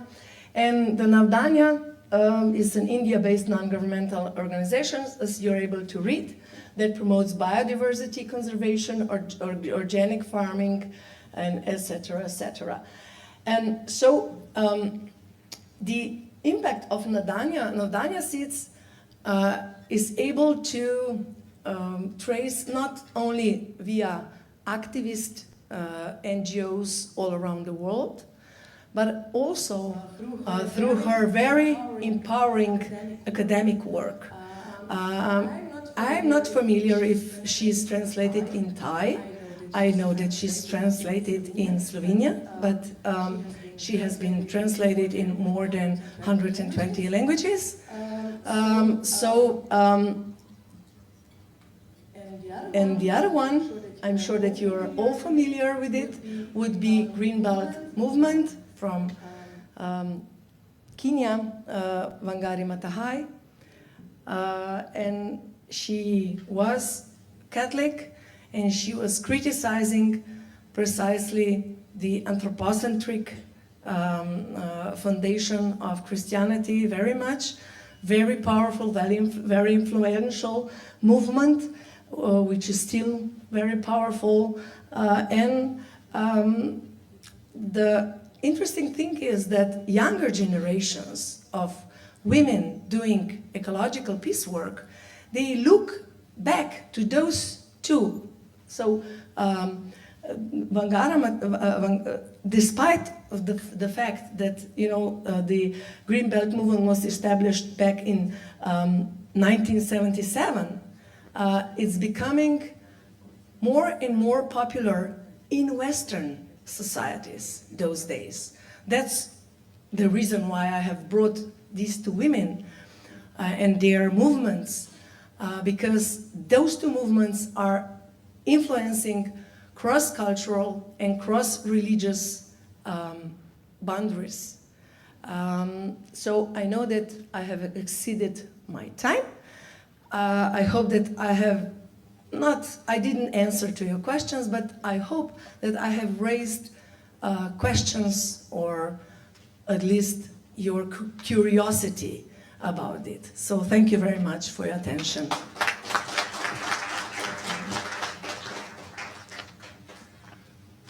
Thank you, Professor. Please wait there for a moment. Okay, thank you so much for that wonderful presentation. Moving on, let me call our president, president of our university, Professor Pichai, please to come up. And also the president of UIN, Professor Zainadin, please.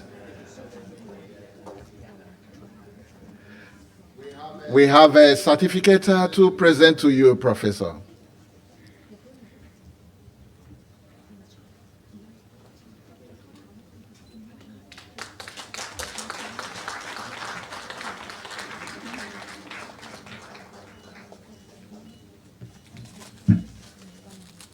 Yes. Okay, one more. Gift.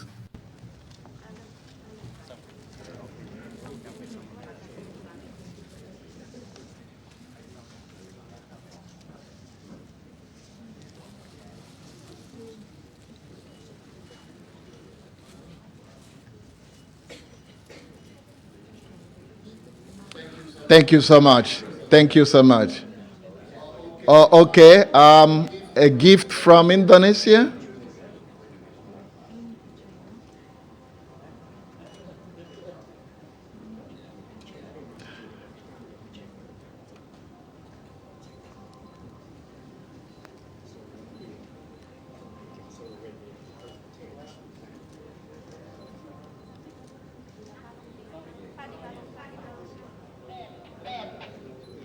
Oh, that's wonderful. That's lovely.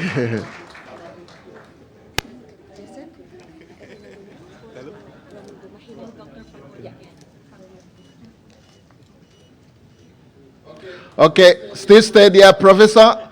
Nadja, please hang on. Another gift from another university. Okay.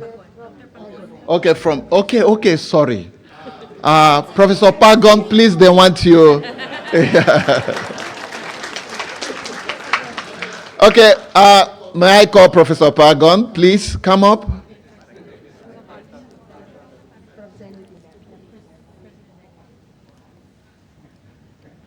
And Professor Zainadin.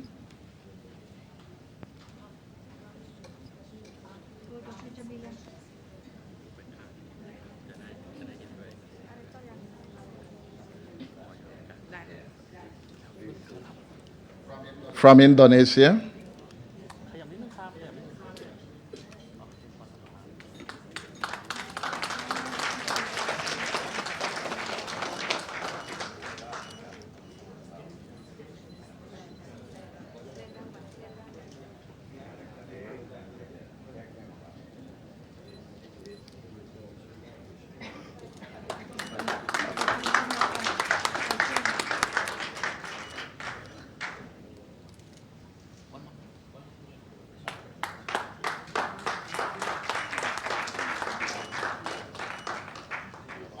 Okay, thank you. Thank you so much. Ladies and gentlemen, we are moving over to our next session.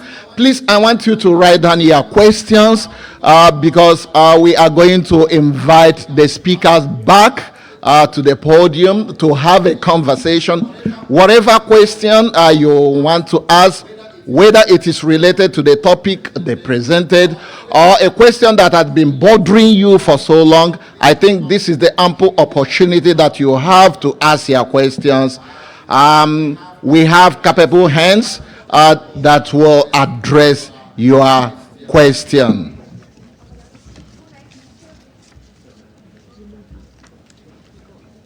Okay, all right.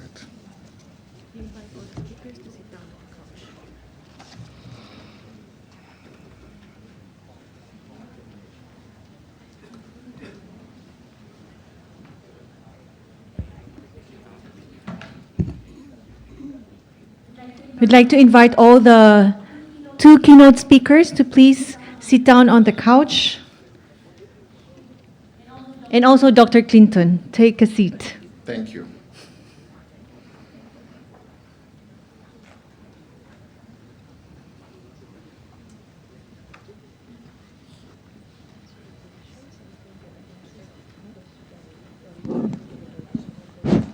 Okay.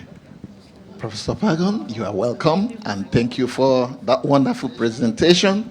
Professor Nadja, nice to meet you. Awesome. Welcome to Thailand once again. Okay, ladies and gentlemen, this is the session I strongly believe all of you have been waiting for. We have 2 big contributors to the field of knowledge, Professor Pagorn and Professor Nadja. Now, if you have any question, please feel free to ask your question.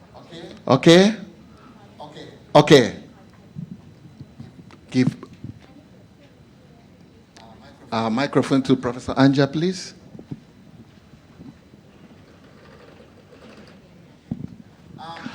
If you want to ask question, it's either you direct your question to one of our present speakers, or if you want both of them to respond to your question, please you indicate. Okay, over to you, Professor Anja. Thank you very much. My name is Anja Zalta, coming from Sociology Department, Faculty of Arts, Slovenia. I need to congratulate first, of course, the organizers and to all 3 actually speakers that were all with amazing participation. Also professor who is not with us. So my questions are of course for both professors who are present today.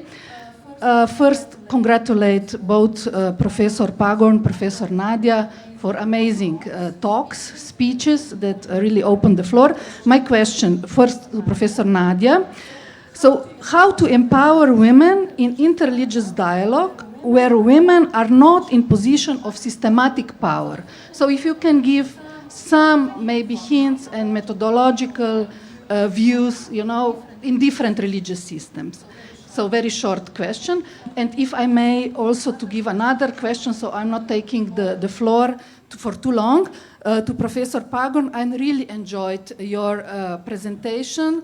It brings me back to this epistemological analysis of Buddhist knowledge that I miss so much, although we are also in European universities, especially in my university, we are trying to build this knowledge also through the religious, let's say the sociology of religion and religious studies education. But my question would be about the concept of enlightenment. Do you think the concept of enlightenment is also somehow westernized? Is it like there is a discussion in Thai Buddhism maybe to consider the term awakening? Because enlightenment, it comes through, I will say, also European background of enlightenment as an epoch in the philosophical and historical influence of the West, of the epistemology and philosophy, and the thought, of course, of the Eastern academia and religious background. So these were 2 my questions. Thank you so much. Okay, thank you, Professor Anja. Professor Nadja, we'll go with you first. Thank you. Anja, thank you very much for your provocative question. That would be a $1 million question, a question for a Nobel Prize. There's no unifying answer. But still, the places like this, the opportunities like this would be the first step among not just academia, the scholars, but also among practitioners of different religions and religious leaders. We need to hear that. We need to bring out those debates. Also, if we bring them into the academic arena, where everybody thinks that that is something, the step that we have already made, but those steps are never finished. It's actually the process of empowerment, but empowerment is also very westernized and colonialized word. So, but I used it because we all know what we want to say with it. But still, the empowerment that comes within is something that does not happen in academia usually, but it happens for women and men. Yeah, because we are in this boat together. The votes, like for example, the voting system all over the world was not as it was. As we all know, first, men were not allowed to vote. They were just certain men, regarding their status, economical, prestige, etc. But then women were the one who stepped in and worked together with them, with men, to achieve first the voting right for every man, no matter of the economic status or prestige. And then it was the same when the voting for women started. Men also stepped in and empowered women. So I personally see the process of empowerment of women that would not necessarily come only through the empowerment from women, but also, from men. That's why I have started with, the sentence like this, that those kind of meetings are very important, because, we are the ones, and the leaders are the ones that actually then brings this change to their environments. I know, Anya, that we in academia are sometimes just stuffed with those kind of talks and everything, but they do make sense every time, because that is how we build a consciousness in terms of sociological footprint of our minds and hearts. So I didn't answer because there's no unifying methodology that would say do this and you would be empowered woman. No, but I think that empowerment goes hand in hand, and we have to empower each other as a human beings, being men and women together. So thanks. Sorry. Thank you, Professor. Yeah. Okay. Professor Pagorn, over to you. Thank you very much for your question. Yeah, I like the debate in the general context, in the, perhaps I may say, in the global context. There's a debate about what is the better translation of Nibbana or Nirvana, enlightenment or awakening, but in the Thai context that may address the Thai Buddhist scholar. Well, there's a metaphor of seeing light. If you're reach nirvana, you see light. So in the Thai context, there is no, the term enlightenment, there's no problem. But there is another kind of debate, whether we should use positive or negative terms. I think you may know Venerable Buddha Dasa. He prefers negative term. So when you are enlightened, let me use this term, when you see light, and you can leave this cycle of rebirth.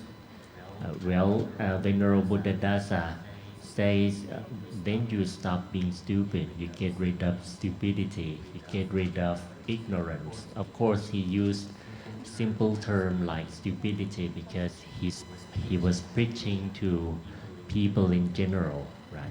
Another remark is that when some people say, well, just practice Buddhism and you will have supreme wisdom.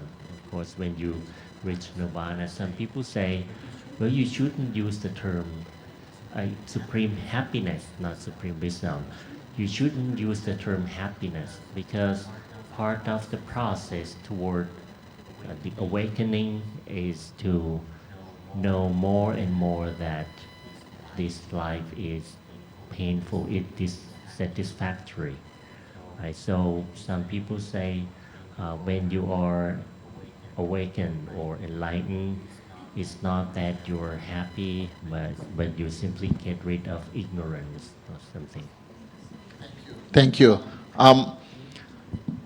The discussion for the question can continue. The details or emails of Professor is online. You can continue the discussion. It doesn't necessarily end here. Okay, our second question will come from, the gentleman at the back there. Over to you.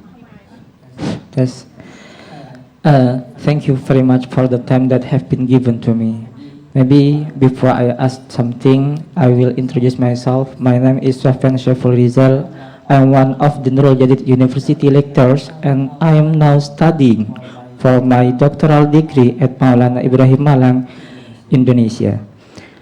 And then, very interesting and very useful presentation of material that have been presented by two professors. I have two questions to Prof. Pagorn Singsuriya, and I have one question for Prof. Nadja. And my question is, number one, to Prof. Pagorn. Number one is, how has the approach to the study of Buddhism and Thailand influenced the understanding on the role of the religion in social and economic development in country? And number two, what are the challenges in studying interaction between Buddhism and development place in Thailand? And then for Mr. Nadja, one question for you. How can women involvement in the Christian interfaith peace building identifies with understood through the post-colonial perspective, especially in the context of the influence of colonial history or the gender roles, spiritual identities? Thank you very much. Thank you. Did you get the question clearly? Okay. Yeah, let me answer your questions as I understand them. Okay. Well, in Thailand, Buddhism or other religions play a major role in development or in policy making. That is because there is this influential assumption in all levels, in the governmental level, in the educational level, and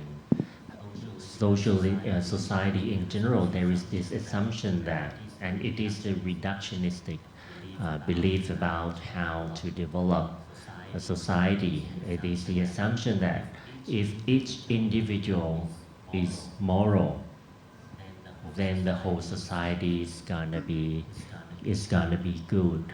And there's only one way toward moral development. This is, of course, the assumption that people are using. There is only one way toward moral development, that is to make you a good believer.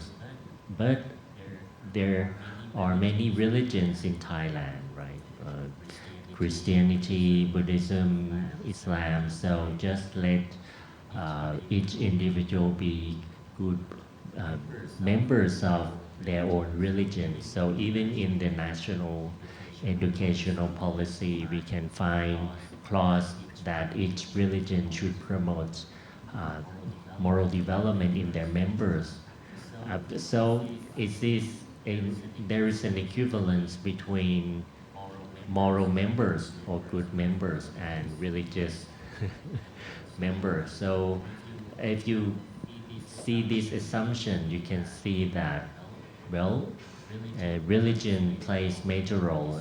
It is considered by the government as the integral part of the development. I hope that I answer your question. Okay, thank you. Professor Nadja? Thank you very much for the question. Very important one. If I got it right, the answer would be, early Christian ecofeminists, like Rosamund Redford Ruder, or from Judaism, Judith Plasko, and from spiritual ecofeminism, Carol Christ. Those three names, three pioneers of ecofeminism within three different religious perspectives, which I have described, came together in early 70s and tried to deconstruct the understanding of Christianity, or being understood as, the religion that was really connected with colonialism, because, colonialism was transmitted also within and with Christianity. So they academically analyzed those historical facts that actually burdened Christianity with colonialism and its imperialistic attitudes towards different lands that were actually took over or taken over. And then later on, Vandana Shiva, from Hindu perspective, she coined the term eco-apartheid, also in terms of understanding the misuse of different religious systems for power over of different lands, if I may say so, and also sacred spaces. I hope that I did understand your question well. If I didn't, please do, but that's never-ending process. Now, younger scholars are bringing up, the construction of understanding gender as such, also within the post-colonial understanding. But that's not something that could be unified. So it's a very complex issue. So I would rather not go into details, not to lose myself in track of the time. But please, sir, did I understood your question? Have I understood your question correctly? Or I hope that I answered at least a bit. If not, we could discuss later on. So thank you very much. Thank you. Thank you so much. Okay, third question. Over to you. Please give him microphone.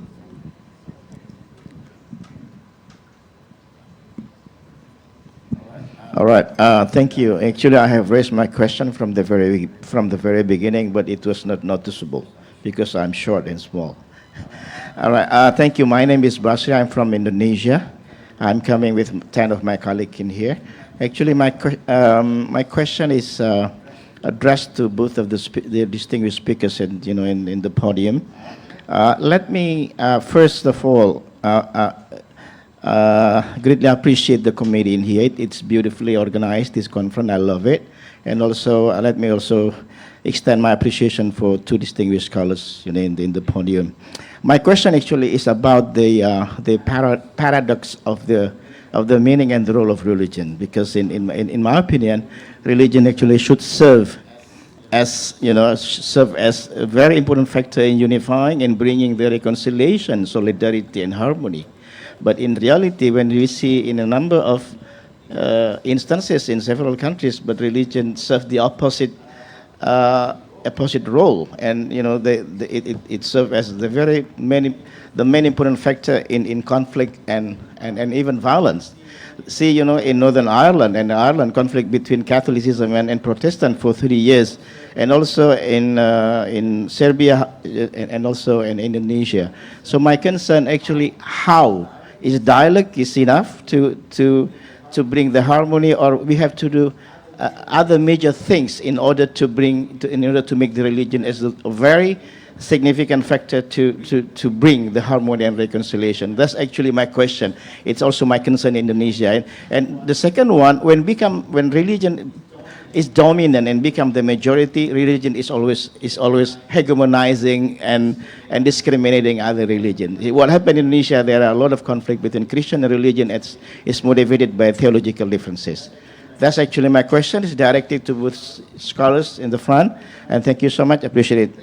Thank you. Thank you for your question. Who will go first? Okay. Thank you.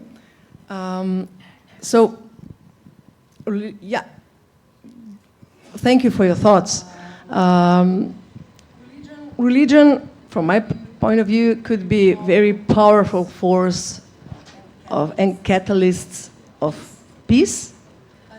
But as you mentioned, there can be also the opposite, the catalysts of violence and conflicts. So how do we move to the other side, so towards peace? If we start with ourselves, because really, no religion can exist in vacuum, in a space without society. They are very influenced. They are influencing each other, yeah? So that rings a bell in terms of, that makes a huge difference in terms of, the conflicts in different cultural zones. There might be no conflicts in one cultural environment, but in the other, they can be tremendous. So cultural dimension is very important here. So speaking also about the secularization, that's also a very important factor here, because the idea was, from the scholars who promoted secularism, that secularistic perspective would be the one who would at least put in front the possibility of pluralistic religious worldview. So to be religious or non-religious, to be different faiths, yeah?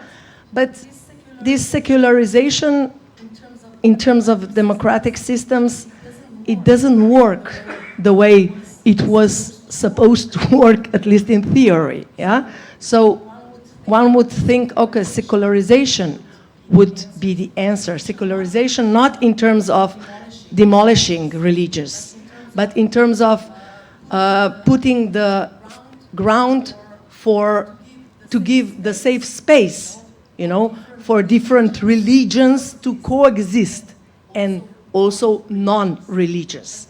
But that somehow doesn't work, yeah? We have the theory, but in practice, we are not doing so well. So my point would be, I'm an ecofeminist in terms of, that I don't believe in quick changes. I mean, they are there, but, soon as they come, as soon as they could go. So I believe that there's no other answer than, to slowly build through such encounters and even encounters among, to create safe spaces for different, I wouldn't say, for different environments that people of different faiths can work and try to solve things together. That's why I actually I have chosen the topic of ecological religious peace building, because ecology is we cannot say that it's not a problem, because it's there. We all can feel it. And we as a species are smart enough, then we have to know that if we want to preserve not just ourselves egoistically, but even, for other generations, that we have to make it happen, the change, I mean. So I think that, if we would gather around the burning questions, and ecology, from my perspective, is the burning question of our times, then, that also could bring together people. I've seen like a lot of initiatives, from mainly because I'm interested more in women religious peace building. Also, you mentioned Serbia, so the part of ex-Yugoslavia, where I also come from, Slovenia. A lot of religious diversity is there. But there are lots of women there, Muslim, Christian, that work together when it comes to the issues that religious leaders would rather just not hear about and talk about. Because we human beings tend to just stay the things that we don't want to be heard somewhere there. And that would be the question of women being raped.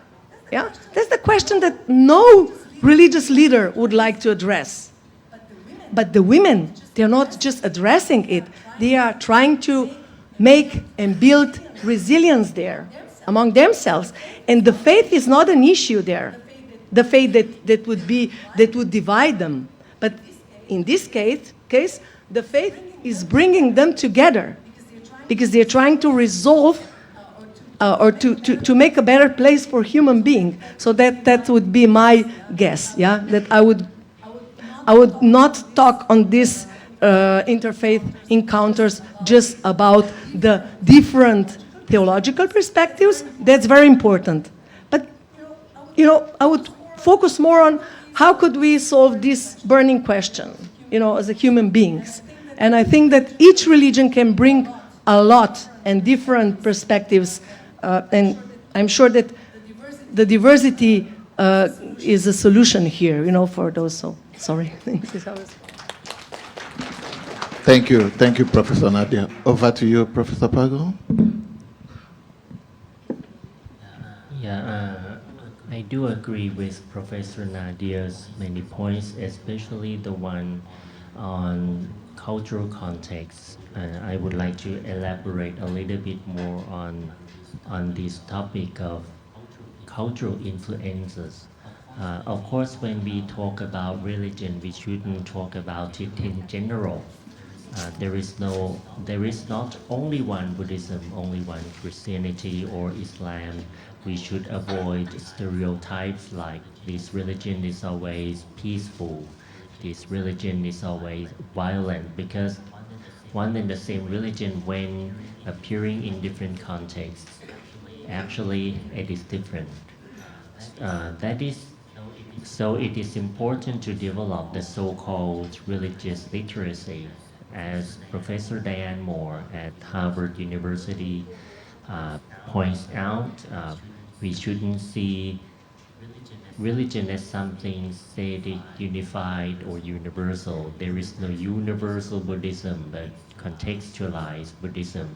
Or even in one and the same religion, we find conflict between Buddhist traditions, and even in one and the same tradition, we can find conflicts again, because when the tradition develops over time, present and the past, we can find conflicts. So perhaps one of the first steps toward the use of interfaith dialogue is to develop religious literacy. And your question also reminds me of one of my late colleagues, Professor Parichat Suwarnabhupa. She was one of the most influential interfaith dialogue practitioner in Thailand, and she was trying to apply this method to help alleviate the problem of violence in the deep south. And in the deep south of Thailand, she was also asked this question: why your method of interfaith dialogue never seemed never to yield any results? But I love the way she replied. We should look at the interfaith dialogue as one among many other mechanisms toward peace building. So instead of looking at this particular method, we should take into account the overall picture of the collective endeavor toward the peace building, right? But when we talk about the collective endeavor, again, we need to identify hosts, government agents, the government, or the perhaps educational institution, and so on. So we should consider it as one of the significant methods, but it's not the answer to all of the questions. So perhaps we cannot be religious only about, we cannot take it as a final answer to every problem, right? Thank you so much. For us to wrap up, we have one question, and the question is for both of you.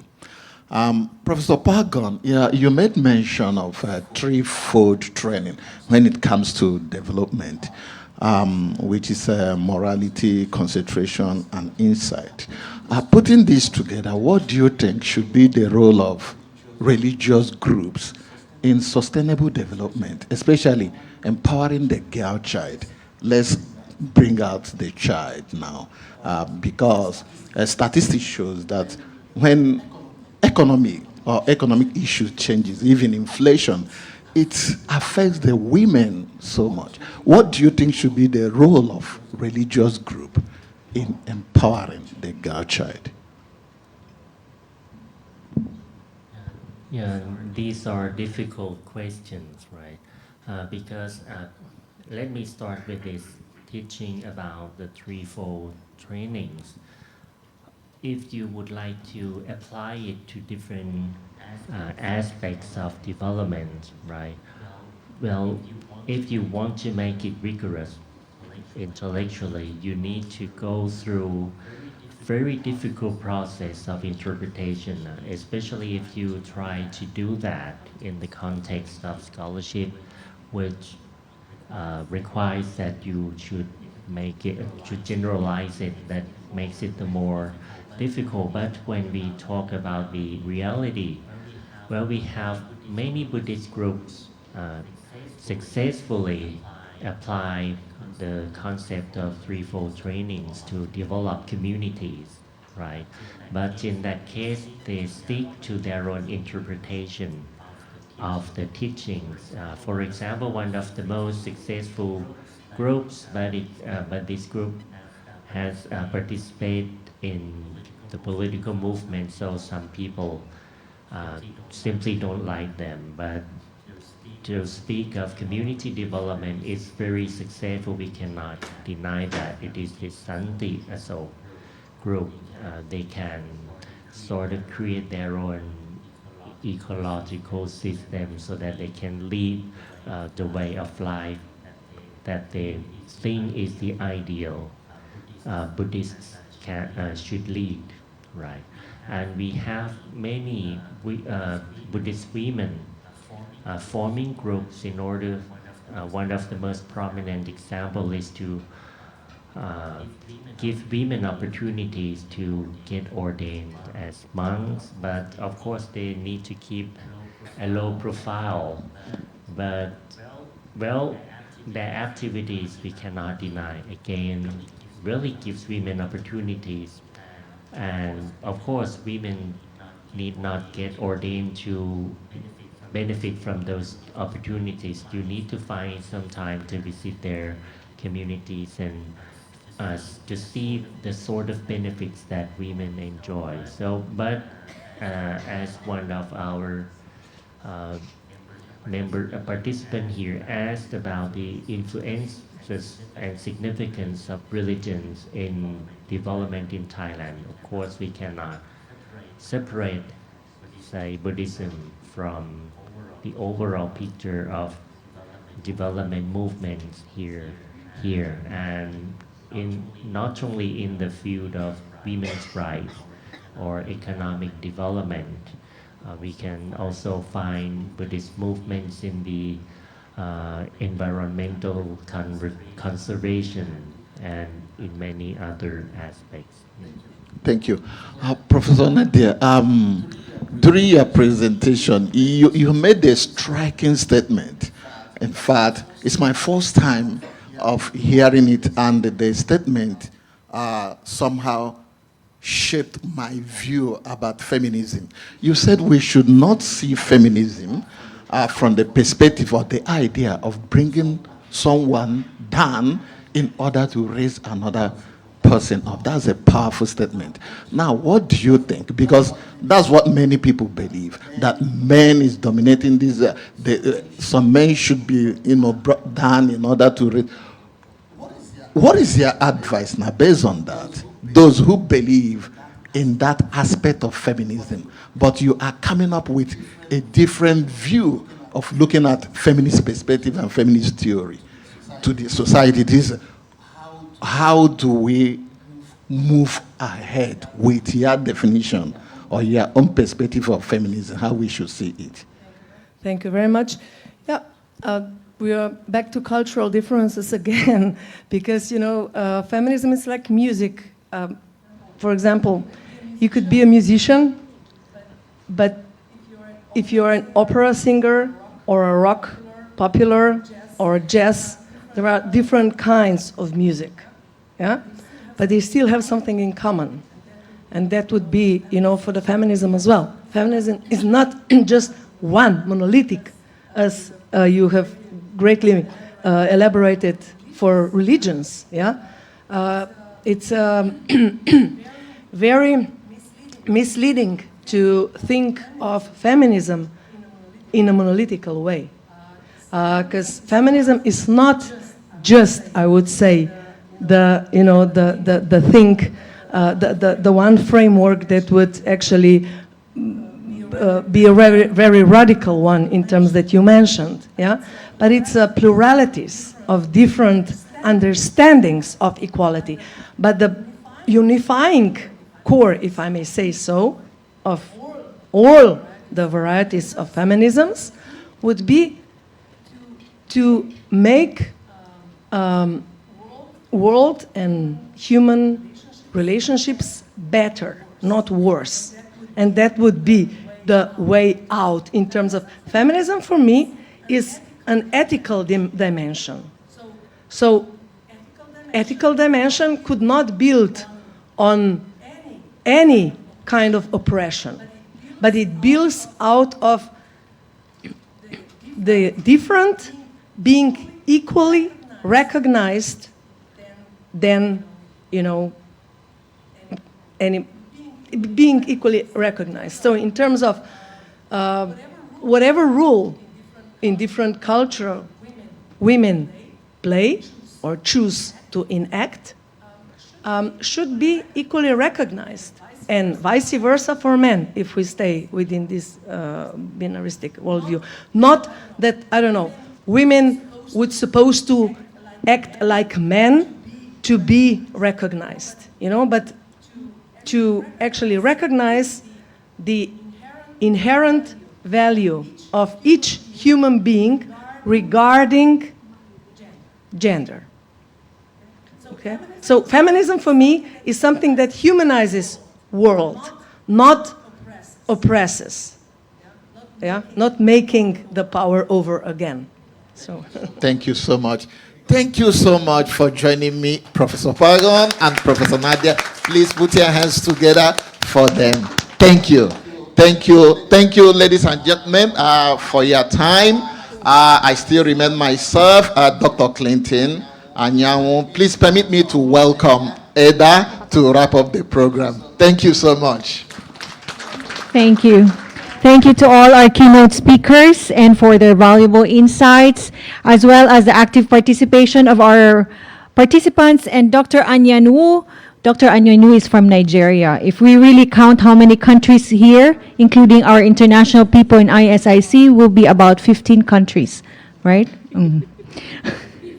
Before we conclude this morning session, we would like to thank very key personalities who make this event very possible.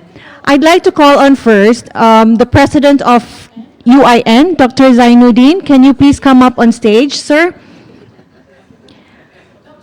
Dr. Zainuddin has prepared special token for very important people from Rajamangala University, making this collaboration very active. I'd like to call on first, where's the chairman? I'd like to call on first the president, of course, of RMUTK, Associate Professor Dr. Pichai Janmani. You want to? You want to? No.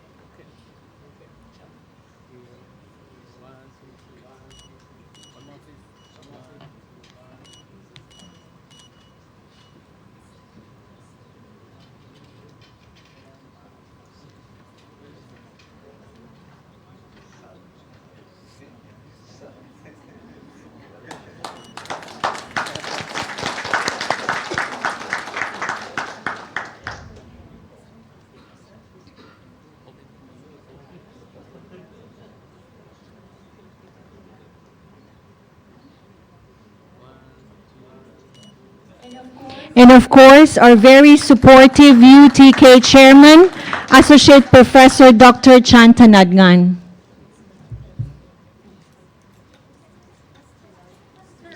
Sir, remain.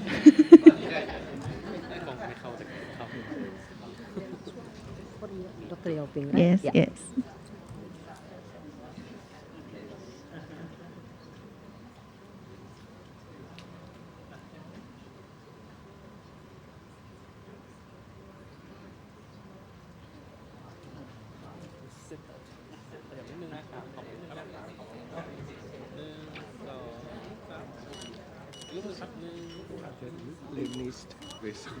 Oh, after this, I will give certificate to the host, co-host, and I would like to ask you to give the certificate to the co-host. Okay, just finish. Yeah, finish.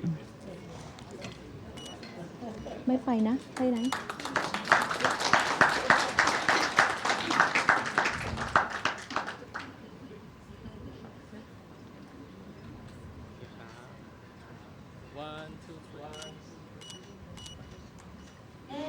And last but definitely not the least, he is the key person of making this event happen, our main sponsor, organizer, the brain of this event, our humble as director from the Institute of Science, Innovation, and Culture, Dr. Yaoping Liu.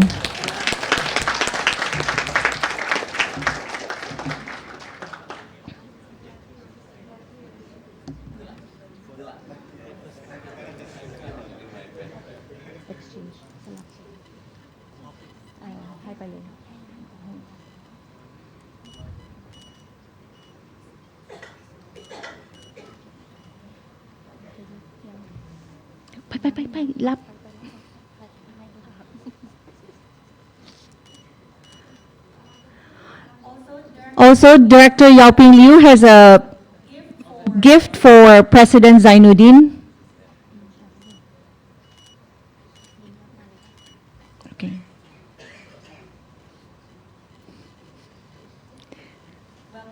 Welcome to Thailand. A lot of pictures, a lot of ceremony. An event cannot be complete without photos, photos, photos. This is more important than the speeches, you know. This is Thai culture. Actually, Asian culture, no? Indonesians also like that. Oh, thank you, President Zainuddin. Sir, Dr. Yaoping Liu. Yes, yes. Thank you, sir. Would like to thank all our co-hosts for this event who are here with us today. First, from Indonesia, Raden Wijaya State Buddhist College of Wonogiri, Indonesia. Dr. Urip is here to represent the college.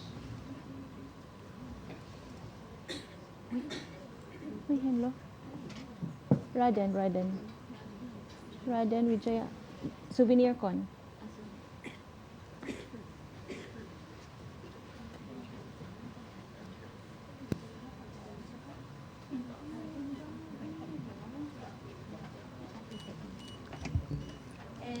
And we also have from Wat Machimawat, Songkhla? Wachimawat, sorry for my pronunciation. Sir, please.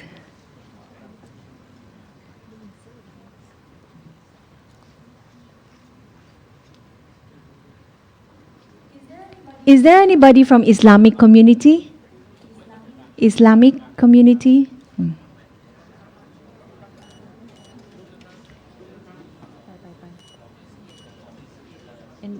And we have Songkhla. Songkhla Heritage, Songkhla Heritage. In front of you, And Songkhla Heritage Society. Representative from Songkhla Heritage Society. Where is he? Oh, okay. Can you please receive first, sir?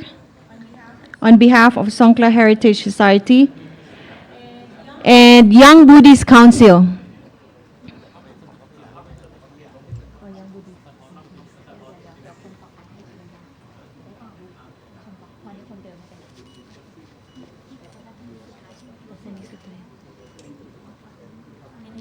And Young Buddhist Council, Dr. Tassani.ไปเลย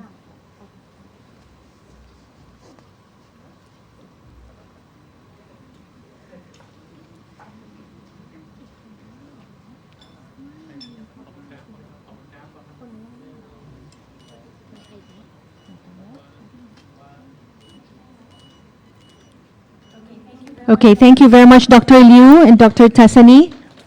Yes. Now I would like to invite Associate Professor Dr. Pratan Watanawanit, Chairman of the UTK Council, UTK ISAC Board, to deliver the closing remarks. Please help me welcome Associate Professor Dr. Pratan Watanawanit.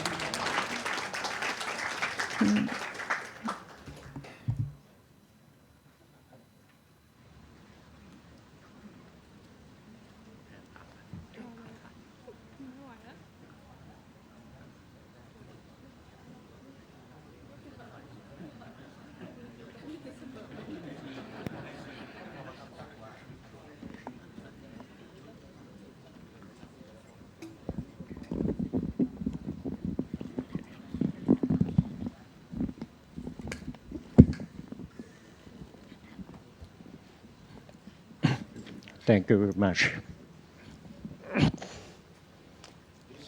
Distinguished scholars, honorable guests, colleagues, and participants, as we come to the conclusion of this morning's session,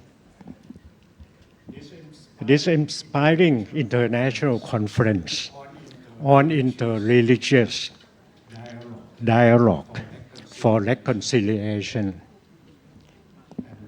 and resilience will continue in the afternoon. I would like to invite our guests to continue participate in the afternoon session to attend small group gathering and meet with the presenters from various countries. I want to express my heartfelt gratitude on behalf of USIC. To each one of you from your invaluable contributions over the past months, we have witnessed profound exchange of knowledge, experience, and ideas with academic papers, a lot of paper submitted to the organizations. From scholars in Indonesia, India, Myanmar, Sri Lanka, Slovenia, and Thailand.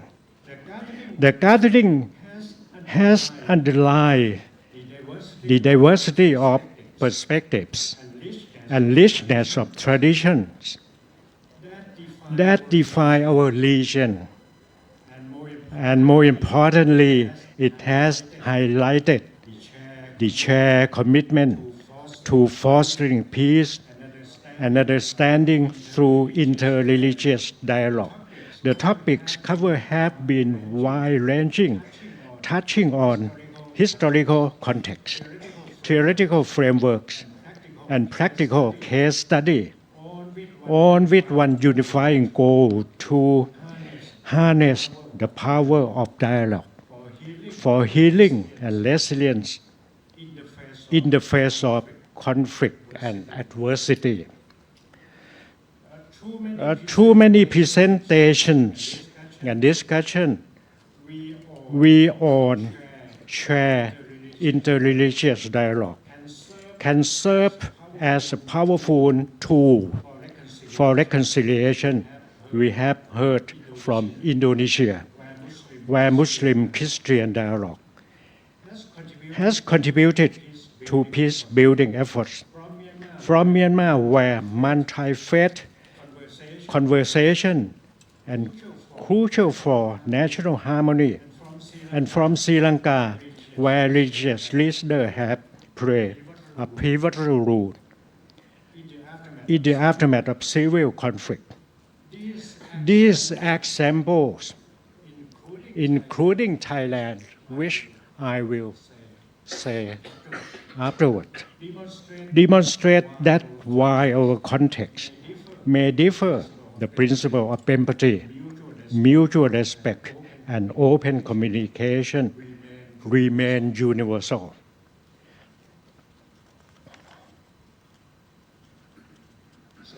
So anyway, this is not a keynote. I try to make it short as possible.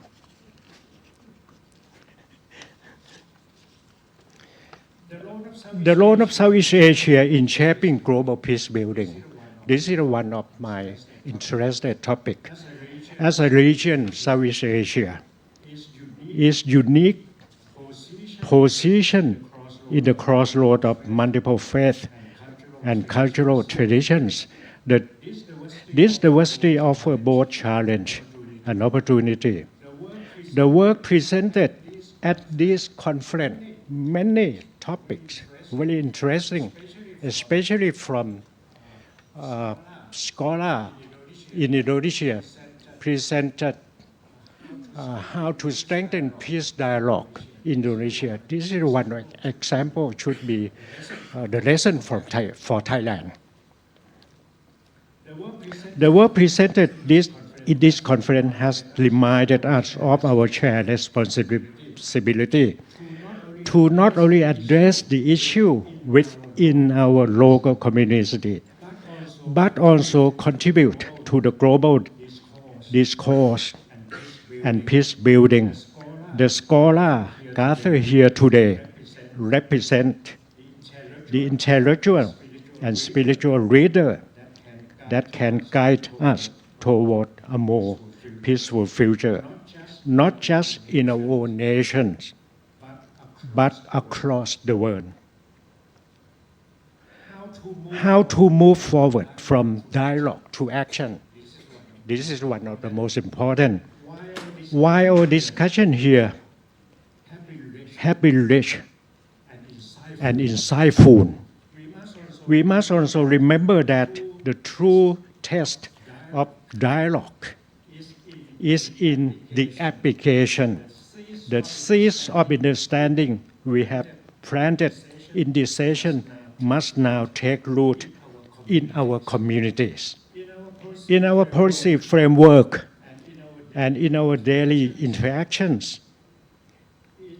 It is my sincere hope that the ideas gathered here will inspire further collaborations across borders, across faith, and across disciplines. We must also continue to support space for dialogue, where the realities of our community, particularly those who have been marginalized, are heard and respected. By doing so, we create a foundation for sustainable peace and resilience. I would like to extend my thanks to our keynote speaker and to the people of Songkhla province for the warm welcome and hospitality. This beautiful setting has provided a fitting backdrop for our conversation, peace and reconciliation. I would like also to acknowledge the tireless effort of organizing committee from both countries, Thailand and Indonesia, the sponsor and the volunteers who made this event possible. Without your dedication, this conference would not have been success that it is. And finally, to all the presenters, panelists, and participants, your insight, your research, and your passion have been a heart and soul of the conference. Your work has enriched our understanding of the critical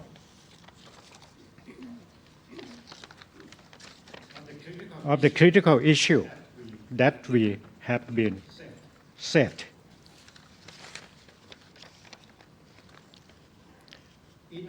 In our increasing interconnected world, interreligious dialogue has the role in building bridges for understanding and trust.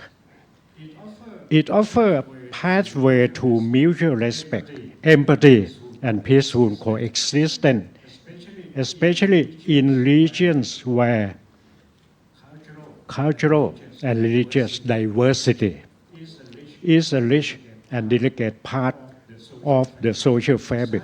Such dialogue, grounded in respect and openness, can help us heal division and work together for a more resilient and harmonious future.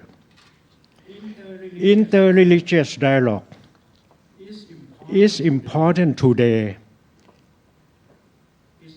It's constructing dialogue between followers of different religions, means understanding through cooperation the different religion principle and teaching that should benefit all the humanity through the promotion of mutual respect and tolerance. Interreligious dialogue help in restoring disagreement between different religions. Given the situation in Thailand, I want to say, first and foremost, interreligious dialogue will remove both present and past attitude of exclusionness and hospitality, which have characterized relation among people in the southern part of Thailand. Benefit of interreligious dialogue allow individuals to learn about other religions, their belief and practice. Through respectful conversation, misconceptions can be dispelled and deeper understanding of diverse religions, traditions can be fostered. As we bring this conference to a close, let us have with renewed determination to foster peace in our commitment, our community. Let us carry forward the wisdom shared in these horns, and let us remain committed to the continuing dialogue, reconciliation, and resilience. Thank you all once again for your contributions, and I wish you safe journey back home. May we continue to be united in our pursuit to cooperation toward peace and reconciliation. Thank you very much.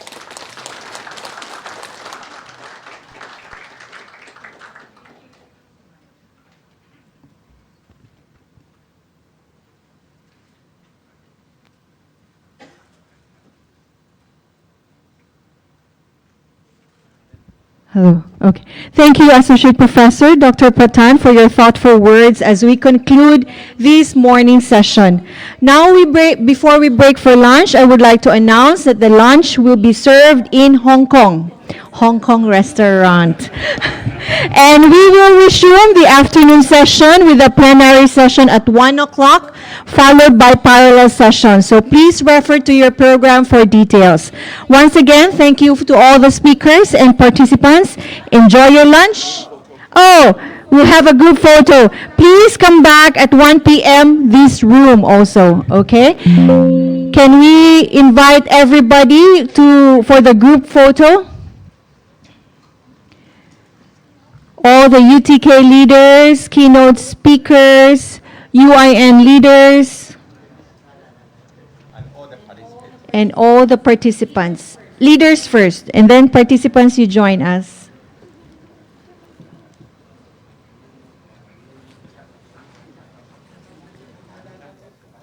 Chan.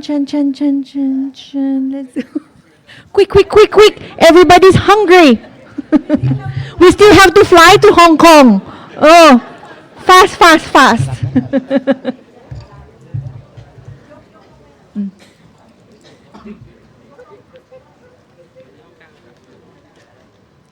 Quick. Oh, some others can stay down. Yes, the cute ones here in front. Wow.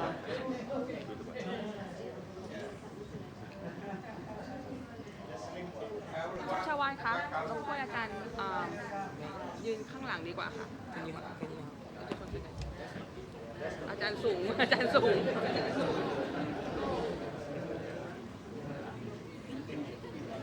โอเคค่ะอาจารย์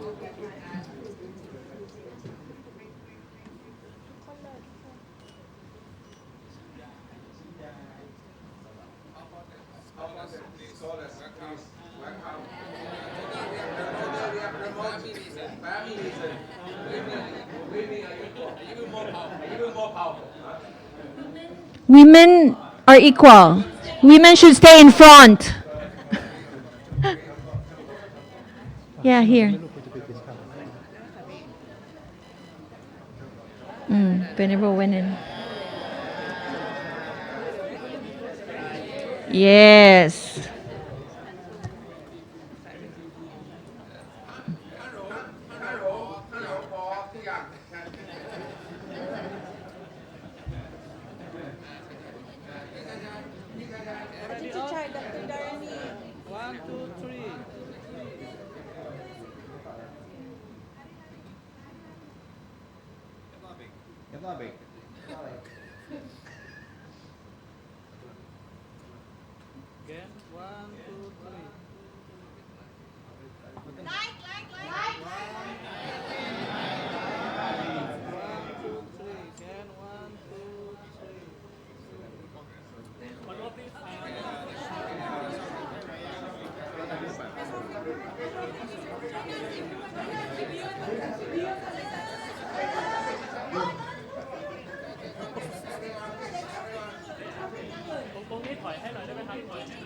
One second.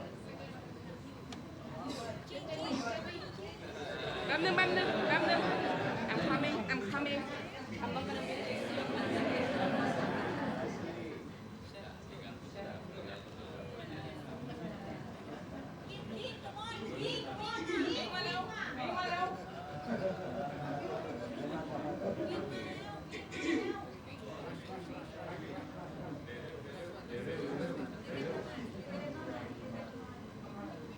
แถวนี้ถอยไม่ได้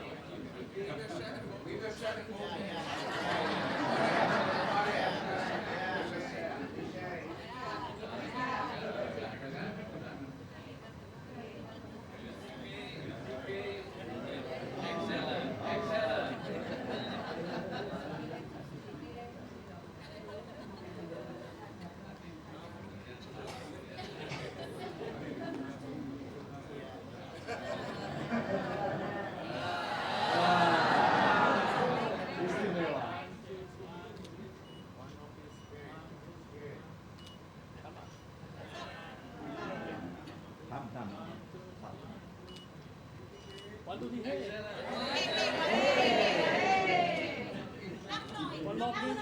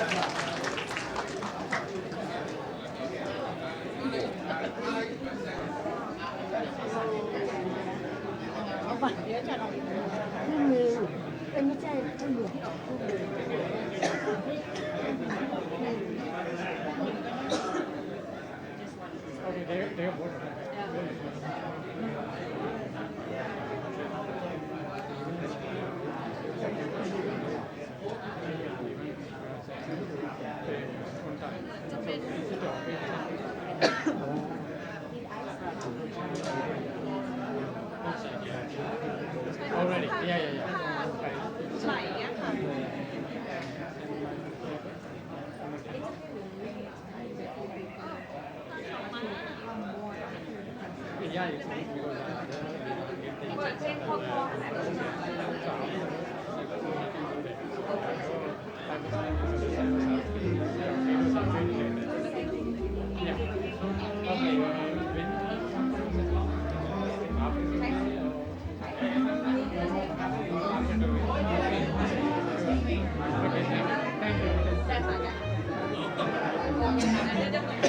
John, tomorrow, so what time that Professor Nadja go to airport? อาจารย์กินข้าวก่อนนะ ครับผม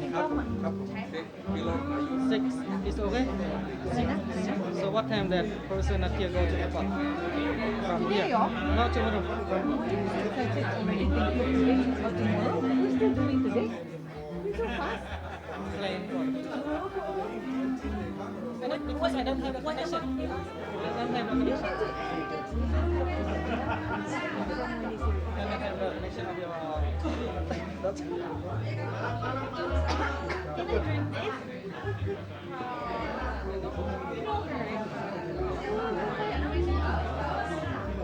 How about this one? Yeah.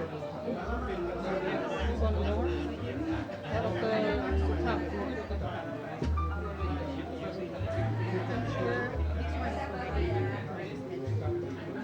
The question is because they made a mistake.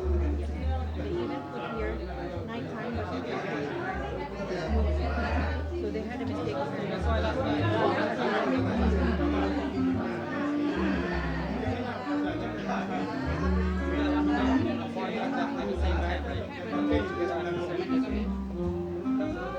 But Nadja is in another hotel now.